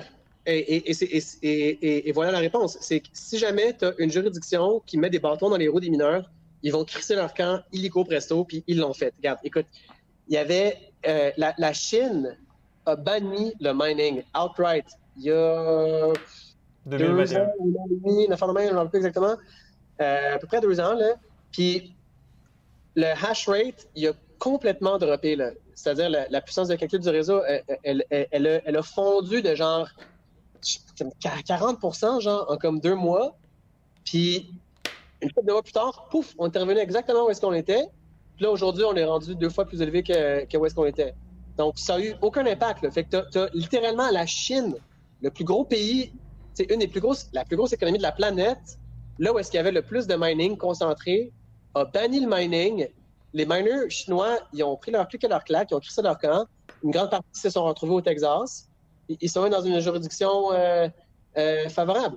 Fait que, est-ce que tous les pays de la planète vont... Écoute, si tous les pays de la planète, ils bannissent le mining, les mineurs, ils vont se ramasser où? Ben, ils vont se ramasser au Venezuela puis en Iran, là. C'est même pas des farces, ils vont se ramasser au Kazakhstan. Il faudrait qu'il y ait les 196 pays de la planète qui bannissent tout le mining en même temps de manière concertée. Il y aura toujours un pays qui va dire non, venez chez nous, là, on a trop d'électricité, on a trop d'énergie, puis on n'a pas d'acheteurs.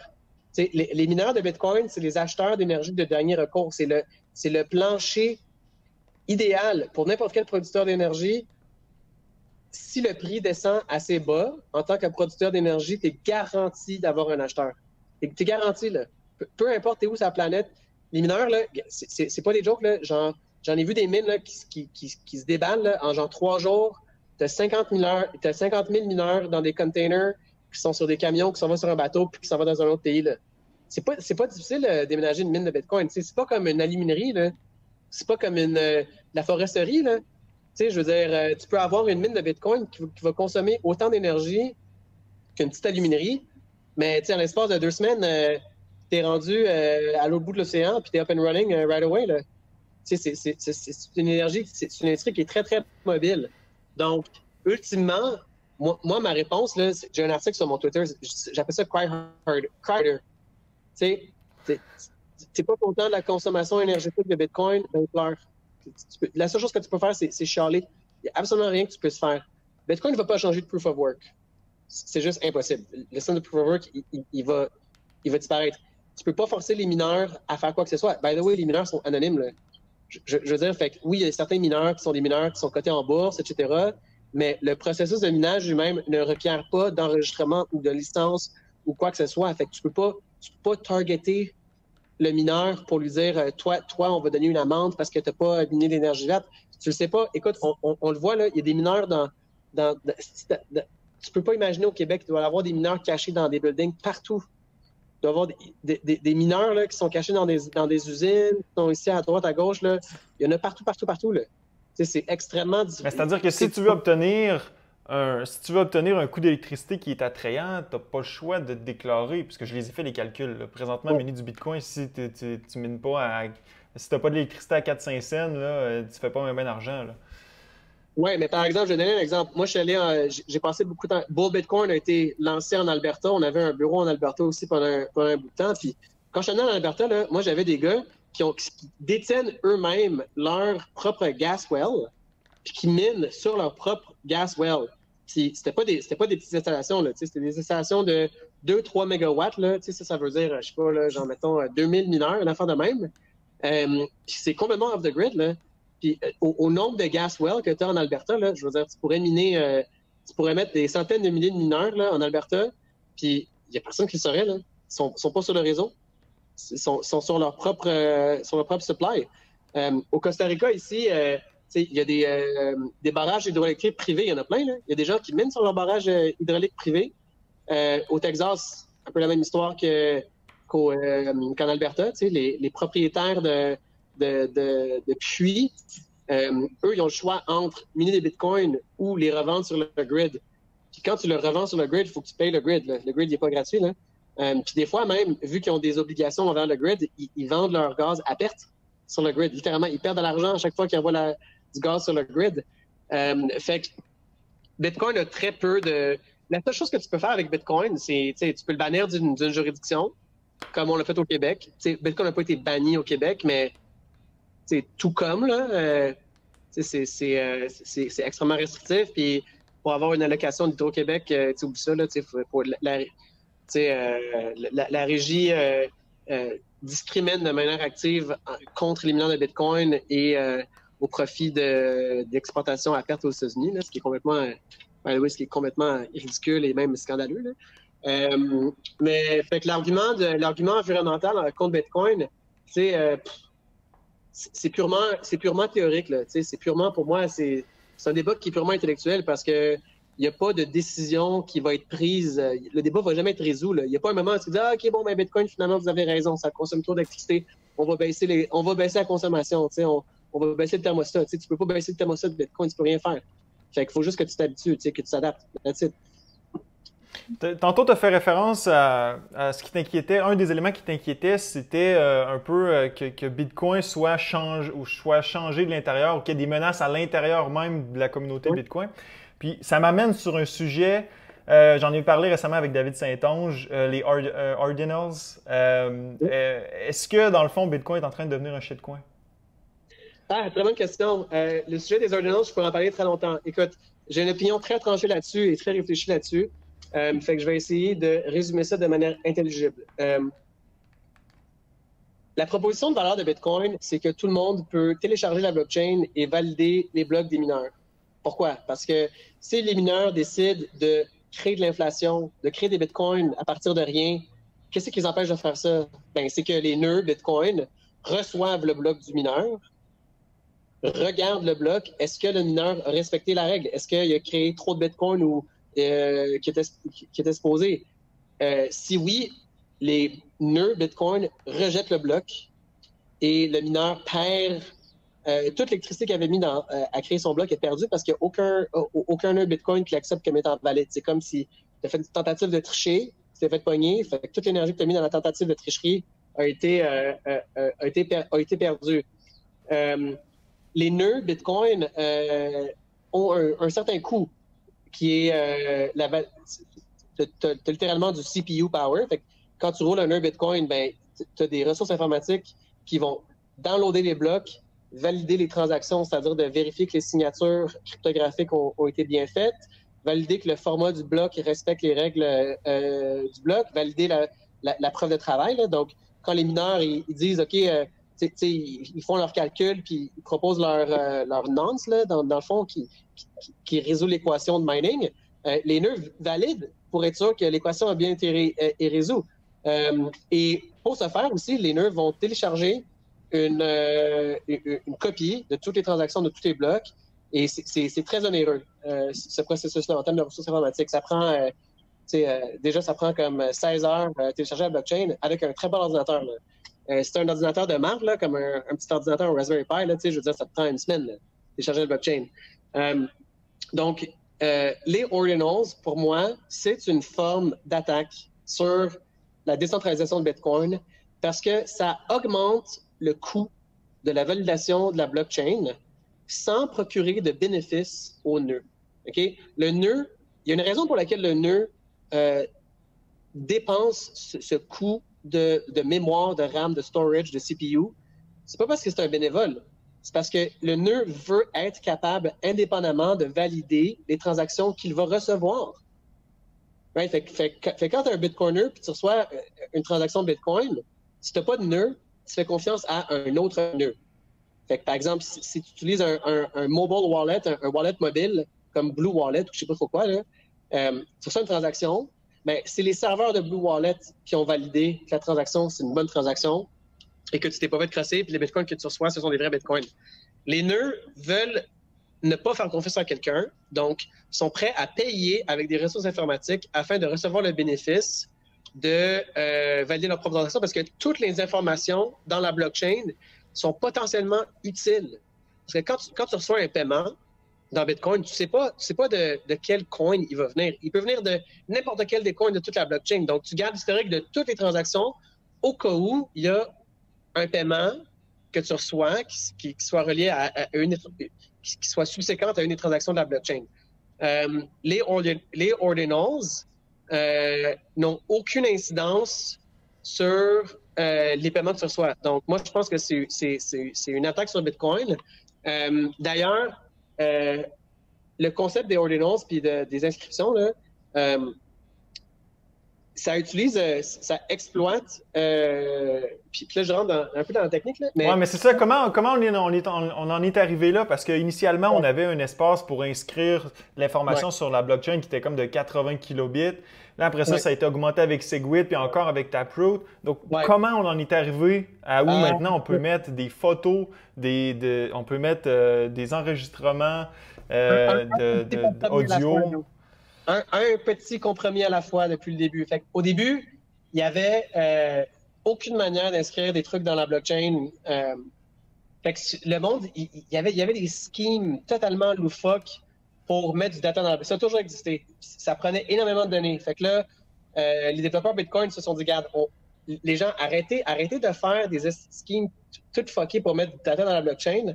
On a inclus dans une transaction une affaire qui s'appelle OP Return, Up Return. C'est une technique qui permet de rajouter 80 bytes de données dans une transaction. Ça, c'était le premier compromis qu'on a fait. Puis les développeurs Bitcoin se sont trompés là-dessus. Ils se sont dit, regarde, c'est inévitable que les gens vont vouloir mettre leur crap sur la blockchain. Fait qu'on va essayer de les pousser vers une manière plus efficace. Ça a été numéro 1 compromis. Numéro 2, c'est que Bitcoin a développé une stratégie cryptographique très, très intéressante, très utile, très bénéfique pour le réseau qui s'appelle Segwit. Pour rendre l'histoire courte, Segwit, cette technique cryptographique, a permis la création du réseau Lightning. Sans Segwit, c'est très, très douteux que le réseau Lightning aurait pu exister. Et le système Segwit, transactionnel Segwit, fixait un des gros bugs qu'il y avait dans Bitcoin, qui était un bug cryptographique qu'il fallait absolument qu'on règle. Sauf que quand on a introduit Segwit, il y avait tout le débat sur est-ce qu'il faut augmenter la taille des blocs ou non. Puis il y avait un camp qui était non, on veut augmenter la taille des blocs. Puis il y avait un camp qui voulait pas augmenter la taille des blocs.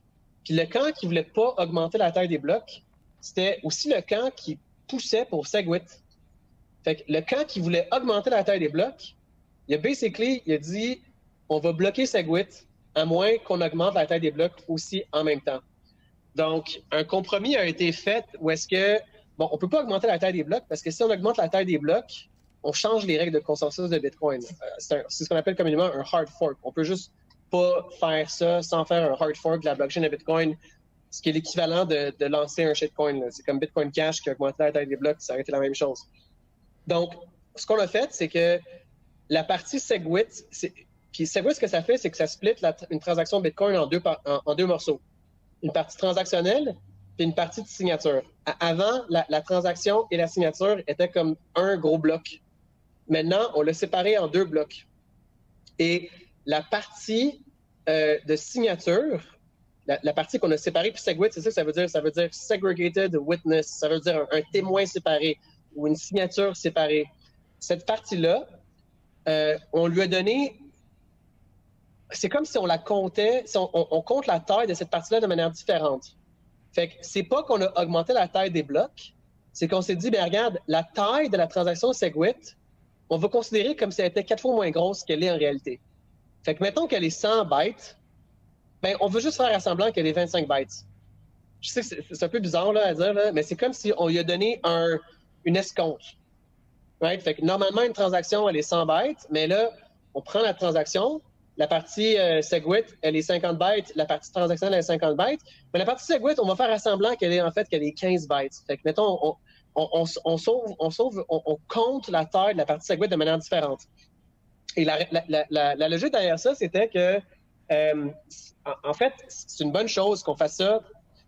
Il y avait des bonnes raisons pour faire ça parce que si tu veux consolider des transactions Bitcoin dans le futur, c'est quelque chose qu'on veut faire. On veut consolider des coins. On veut pas qu'il y ait trop de coins dans le réseau parce que faut télécharger la base de données de tous les coins. Fait que, par exemple, si tu reçois 10 transactions dans ton wallet, tu as 10 coins. Si tu fais une transaction qui dépense les 10 coins, puis tu l'envoies à une même adresse dans ton wallet, ben, ils vont être mergés dans un coin physique, là, un UTXO physique. Puis ça, c'est beaucoup moins lourd pour le réseau d'avoir moins. C'est comme genre, littéralement, là, c'est comme avoir genre 101 cents versus avoir 4,25 cents. C'est littéralement moins lourd d'avoir 4,25 cents que 101 cents dans ta poche. Fait qu'on voulait donner un incitatif à consolider les coins dans le futur, rendre ça moins coûteux. Puis les Ordinals, ce qu'ils ont fait, c'est qu'ils ont trouvé une manière d'encoder leur crap, leurs photos, dans la partie Segwit. Ce qui n'était pas du tout prévu, là. Normalement, c'est pas dans la partie Segwit que tu mets ça, c'est dans la partie transactionnelle qu'il n'y a pas de discount. Mais là, ils ont trouvé une manière de mettre ça dans la partie Segwit. Fait que c'est comme si... Ouais, ben, en fait, c'est bon que ça coupe parce que je déraillais un peu. Mais long story short, les Ordinals, c'est une exploitation d'un compromis qu'on a fait avec Segwit qui, en rétrospective, n'aurait pas dû être fait. Et qu'est-ce qu'on peut faire avec ça? Est-ce que Bitcoin comment on peut s'en sortir? Comment on peut s'en sortir? Ben, je vais te le dire en primeur, il y a du monde qui travaille sur un upgrade de Bitcoin, un changement au code de Bitcoin, qui est un changement qui n'est pas un soft fork, qui n'est pas un hard fork, mais qui considère que les Ordinals n'ont pas le discount de Segwit. Fait qu'on ne peut pas bloquer les transactions d'Ordinals. Même si je voulais là, les enlever de la blockchain puis les censurer de la blockchain, je pourrais pas. C'est pas physiquement viable. Mais ce qu'on peut faire, c'est on peut dire, OK, le discount de Segwit, on l'applique pas aux transactions de Ordinals. Fait que si tu veux mettre un Ordinal, à la place de bénéficier du discount de Segwit que tu n'aurais pas dû exploiter, tu vas payer le plein prix. C'est une transaction Bitcoin traditionnelle. Fait que essentiellement, on peut augmenter ou on peut réduire le discount des fees de Segwit pour les transactions de Ordinals. Ça, c'est pas mal la seule chose qu'on peut faire. Puis on peut surtout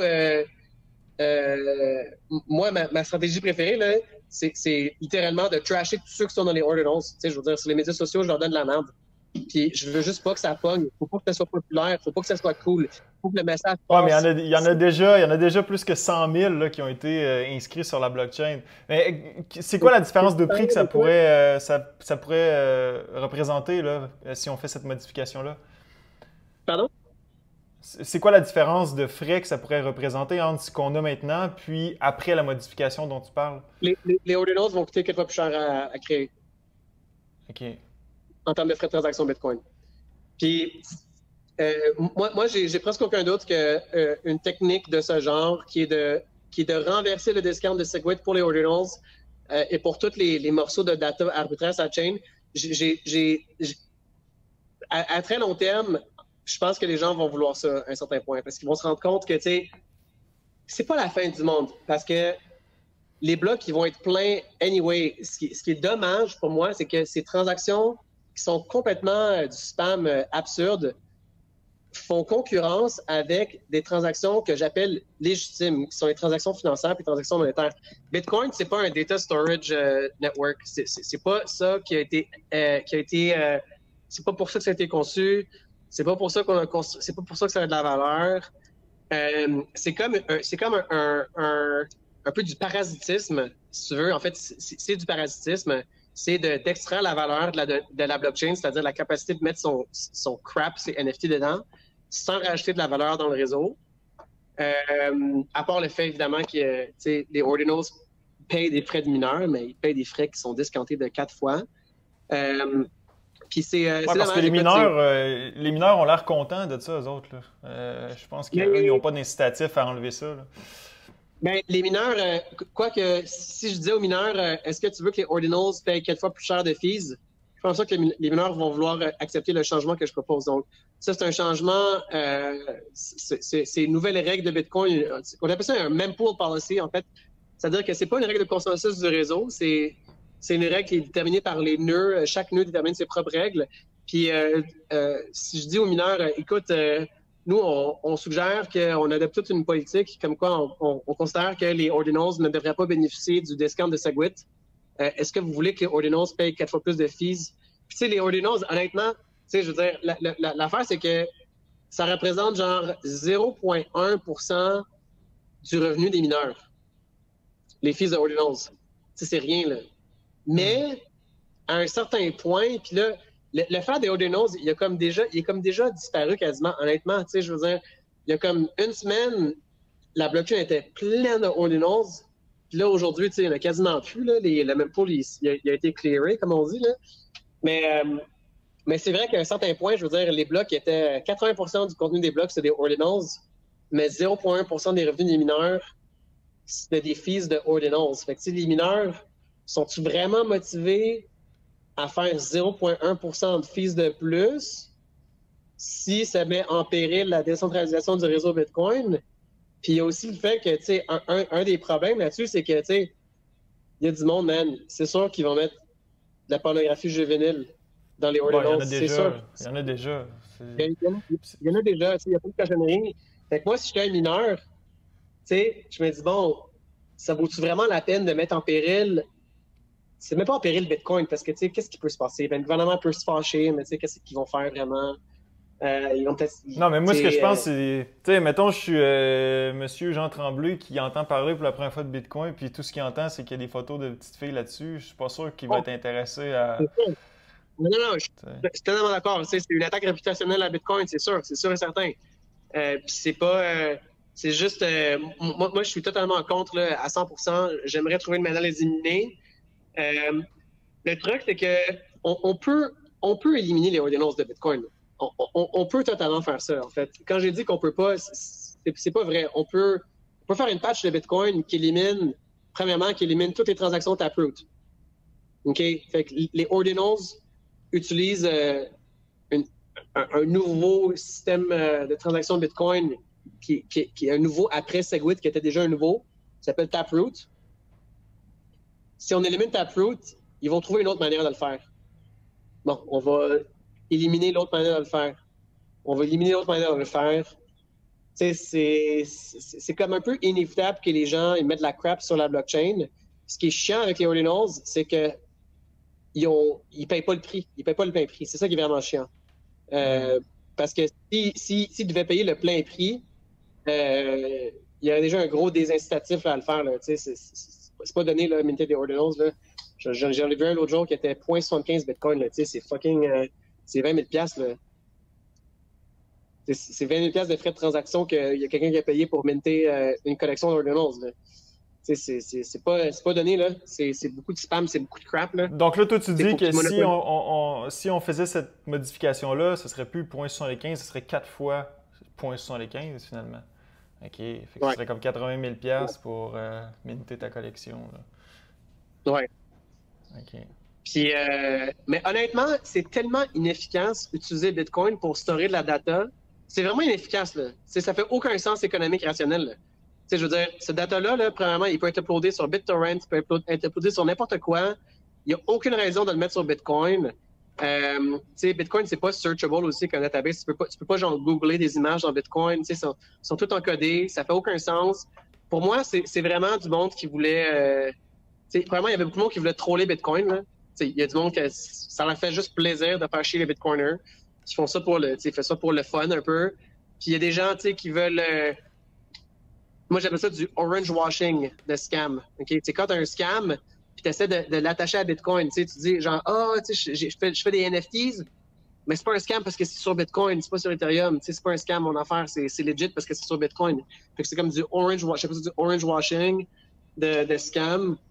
Puis, honnêtement, je peux pas imaginer que ça va durer tant que ça. Fait que, les ordinals, ils me font pas peur tant que ça. C'est juste, Bitcoin, c'est comme une œuvre d'art. Pour moi, c'est comme un grand monument, c'est comme un temple. C'est majestueux, c'est super beau. Puis quand tu downloads la blockchain, tu downloads l'historique de toutes les transactions qui ont jamais eu lieu. C'est fantastique. Puis là, de savoir que quand tu downloads la blockchain, tu downloads aussi, de la porno, puis des fucking NFT. Je trouve ça juste disgracieux. Comme tu dis, c'est que la blockchain devient de plus en plus pesante, donc ça devient de plus en plus difficile de runner ton nœud, finalement. Ouais. Fait que ça... Mais ça, c'est pas... On savait que ça allait arriver anyway, parce que les blocs, ils vont être pleins un jour. Je veux dire, un jour, la blockchain va être très lourde parce que les blocs vont être pleins. Là, en ce moment, les blocs sont pas pleins. C'est juste que il faut que ça soit plein de quelque chose qui est légitime. Il ne faut pas que ça soit plein de spam. Right? Ouais, parce qu'on est en train mon argument, c'était de dire qu'on est en train de dénaturer un peu Bitcoin. Bitcoin, c'est pas, comme tu l'as dit, c'est... On est en train, les ordinals, selon moi, dénaturent un peu Bitcoin. C'est dommage.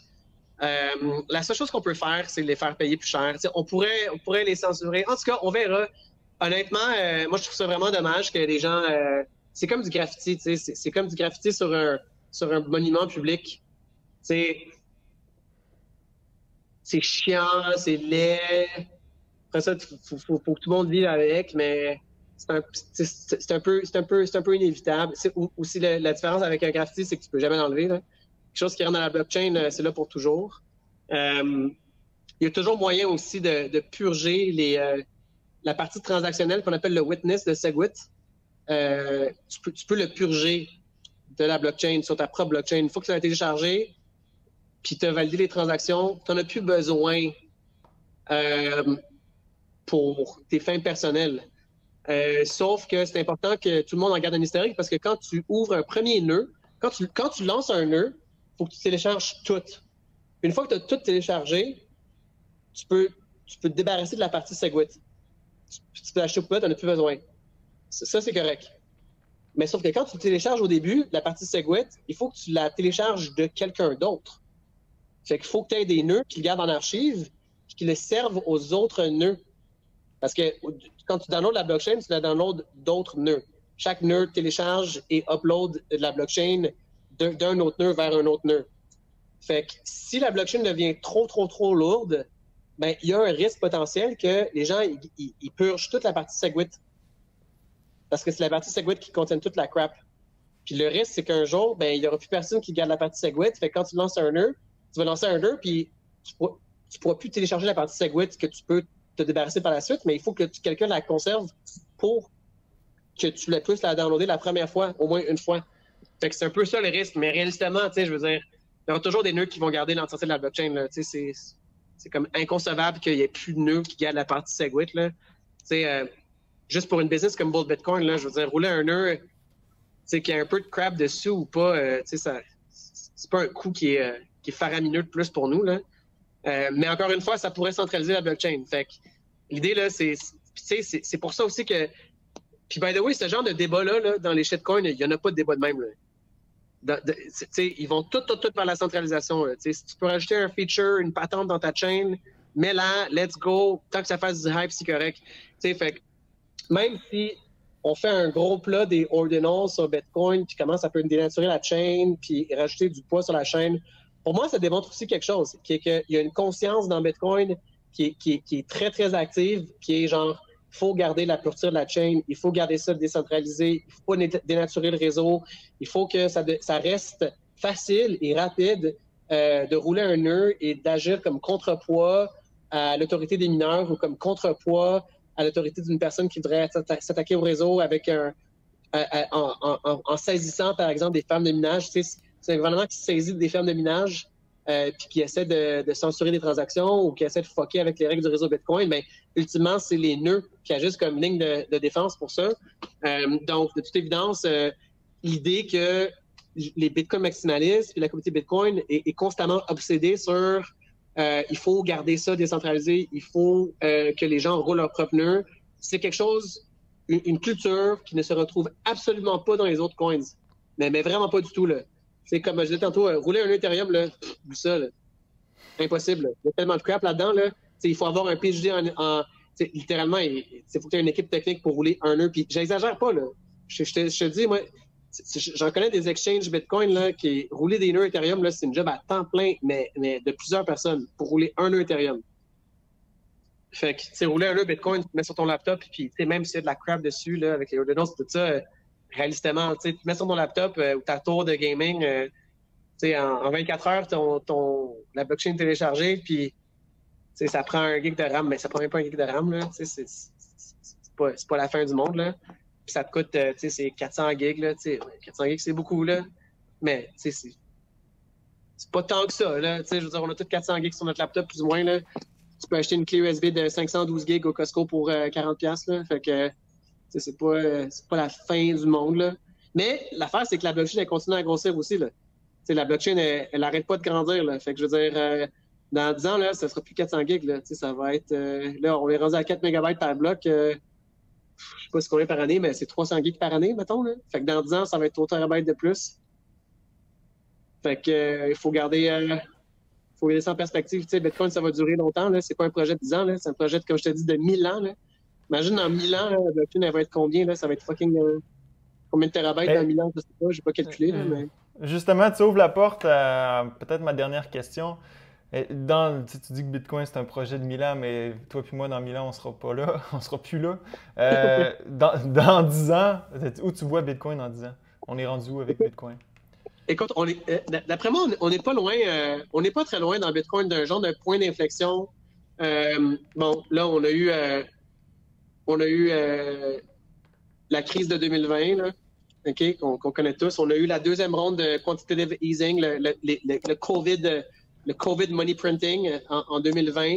On ressent les conséquences de ça en 2022 avec l'augmentation de l'inflation. On a eu des mesures précédemment qui étaient impensables, c'est-à-dire que le gouvernement canadien irait saisir des comptes de banque d'activistes politiques, de protestataires qui, on le sait tous, là, c'était pas du monde dangereux. Là. Regarde, on va pas niaiser. Là. C'était des bonhommes et des matantes à Ottawa qui klaxonnaient puis qui faisaient chier des bureaucrates. Moi, j'ai vécu la grève des carrés rouges là, en 2012 là, ou en 2011. Le printemps érable, c'est rien comparé à ça. Là. Fait que là, on a, s'il y a la moindre contestation civile contre des mesures qui sont très excessives, le gouvernement peut geler ton compte, il peut geler ta carte de crédit, ça on le sait. Fait que ça, c'est comme, pour moi, psychologiquement, on est dans une zone de non-retour. Est-ce que la pensée de « Oh fuck, le gouvernement il peut geler mon compte de banque si ça, c'est très, très réel. Le gouvernement, il peut me forcer de rentrer chez nous. Là, on est à un point où est-ce que l'inflation ne va pas disparaître. Là. On s'entend, le gouvernement ne peut pas augmenter les taux d'intérêt. Même si le gouvernement augmentait oui, ils ont augmenté les taux d'intérêt, là. Mais si on laissait les taux d'intérêt augmenter à leur marché naturel, là, mettons à 10%, là, je veux dire, l'économie collapse totalement, le real estate collapse totalement. Le gouvernement peut pas augmenter les taux d'intérêt tant que ça. Il n'y a pas grand-chose qu'on peut faire pour l'inflation. Pour moi, l'inflation, c'est un runaway problem, c'est un problème de boule de neige. Ça va continuer à aller de pire en pire. Je pense qu'il y a personne qui est très, très enthousiaste sur la situation monétaire et la situation fiscale des États-nations qui veut pas dicte aussi la santé des marchés financiers. Regarde, écoute, Wall Street et la bourse, toutes les bourses, s'il n'y avait pas le concept de création de monnaie afin de renflouer les caisses des institutions financières, la bourse n'aurait jamais augmenté tant que ça. Là. Je veux dire, la bourse augmente de manière complètement disproportionnée et disconnectée de l'augmentation de l'économie, de la productivité. Les gens fucking travaillent pas. Le monde sont sur le BS, on est tous sur les dépenses. Regarde, ça va pas bien. Pour moi, la photo, l'image de la santé économique, elle est très, très négative. Là. On est sur le bord d'une catastrophe. Là, puis à certains égards, on la vit déjà. Là, c'est sûr qu'on n'est pas au niveau Venezuela, mais le Canada, on n'est pas très, très loin du niveau de l'Argentine. Je veux dire, l'Argentine, ça a commencé lentement, mais sûrement avant que ça pète. Là, je veux dire, avant que ça aille à 80% d'inflation, ça a commencé à 10% d'inflation. Puis pour moi, on est à 1 ou 2 ans d'une crise inflationniste assez sévère là, au Canada.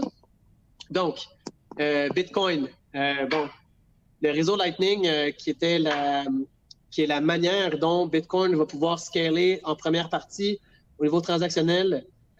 Encore des problèmes, mais de manière générale, moi, je l'ai intégré dans mon échange de manière très sceptique. J'étais très sceptique du réseau Lightning. Je n'étais pas du tout un Lightning Network fanatique, loin de là. Je l'ai approché de manière très, très sceptique. Je dois avouer que je suis très impressionné de la manière que ça fonctionne. Donc, je crois que Bitcoin a la capacité technique dans 10 ans de onboarder 1 milliard de personnes. Là, en ce moment, je te dirais que il y a combien de gens qui utilisent Bitcoin? Je sais pas, 50 millions, je sais pas, l'enfant de même, d'après moi, plus ou moins. Là.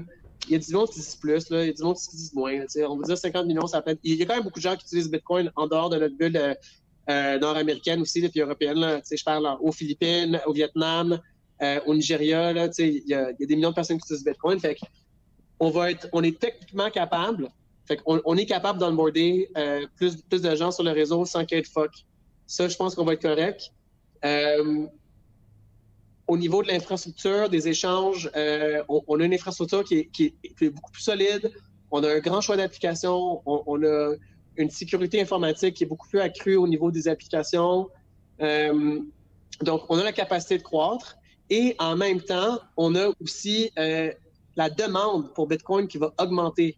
Pourquoi? Parce que la demande pour Bitcoin, pour moi, elle est directement corrélée à la situation financière et monétaire. Fait que, autrement dit, plus il y a d'inflation, plus le coût de la vie augmente, plus les gens vont vouloir trouver une alternative pour préserver leur pouvoir d'achat, ce qui est totalement normal. Plus il y a la crainte que les transactions financières soient censurées, plus les gens vont aller vers une alternative qui est non censurable. Plus les gens ont la crainte que le gouvernement peut piger l'argent dans leur compte de banque afin de, par exemple, renflouer les caisses ou augmenter les taxes ou je ne sais quoi, aller piger plus d'argent dans les poches des gens, plus les gens vont vouloir trouver un refuge.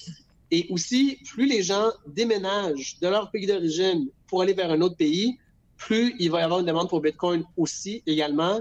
Moi, je le vois personnellement, une grande partie des clients de Bitcoin qui vont, par exemple, vendre leur maison pour acheter des Bitcoins, c'est parce qu'ils déménagent.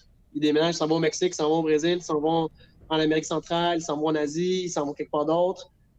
Donc, tu as une mobilité citoyenne. Les gens vont vouloir partir du pays dans lequel ils sont, ils vont vouloir se réfugier, ils vont vouloir sortir du système et l'inflation va augmenter de manière, d'après moi, phénoménale. Les actions gouvernementales vont augmenter aussi. Pour moi, on a un perfect storm où est-ce que c'est dans 10 ans, je veux dire, Bitcoin, d'après moi, ça va être très, très mainstream. Là. Je pense qu'on est vraiment, on est très, très proche d'un point d'inflexion. Dans la communauté Bitcoin, il y a un concept qu'on appelle la hyper-Bitcoinization, l'hyper-Bitcoinisation, c'est comme un effet boule de neige où est-ce qu'à un certain point, il y a comme, s'il y a un paquet de monde qui commence à aller dans Bitcoin, le prix de Bitcoin augmente. Plus le prix de Bitcoin augmente, plus les gens sont intéressés par Bitcoin. C'est juste un phénomène qui est normal. Quand le prix augmente, les gens sont intéressés par Bitcoin. Écoute, Francis, j'ai un petit problème technique, j'ai perdu ton son, mais je voyais que ça enregistrait quand même. Écoute, ce fut une entrevue passionnante. J'imagine que tu m'entends encore, parce que je vois mon micro qui fonctionne. Puis, merci d'avoir participé à cette entrevue. Écoute, tu es une sommité en Bitcoin, puis clairement, je pense que cette entrevue l'a démontré. J'espère qu'on va pouvoir se reparler lors d'une prochaine entrevue, si jamais tu as le temps, bien évidemment. Puis, à tous ceux qui ont écouté, bien merci. N'hésitez pas dans les zones de commentaires, vous avez des questions, des commentaires, etc. Donc, ce fut un plaisir d'être avec vous. À la prochaine.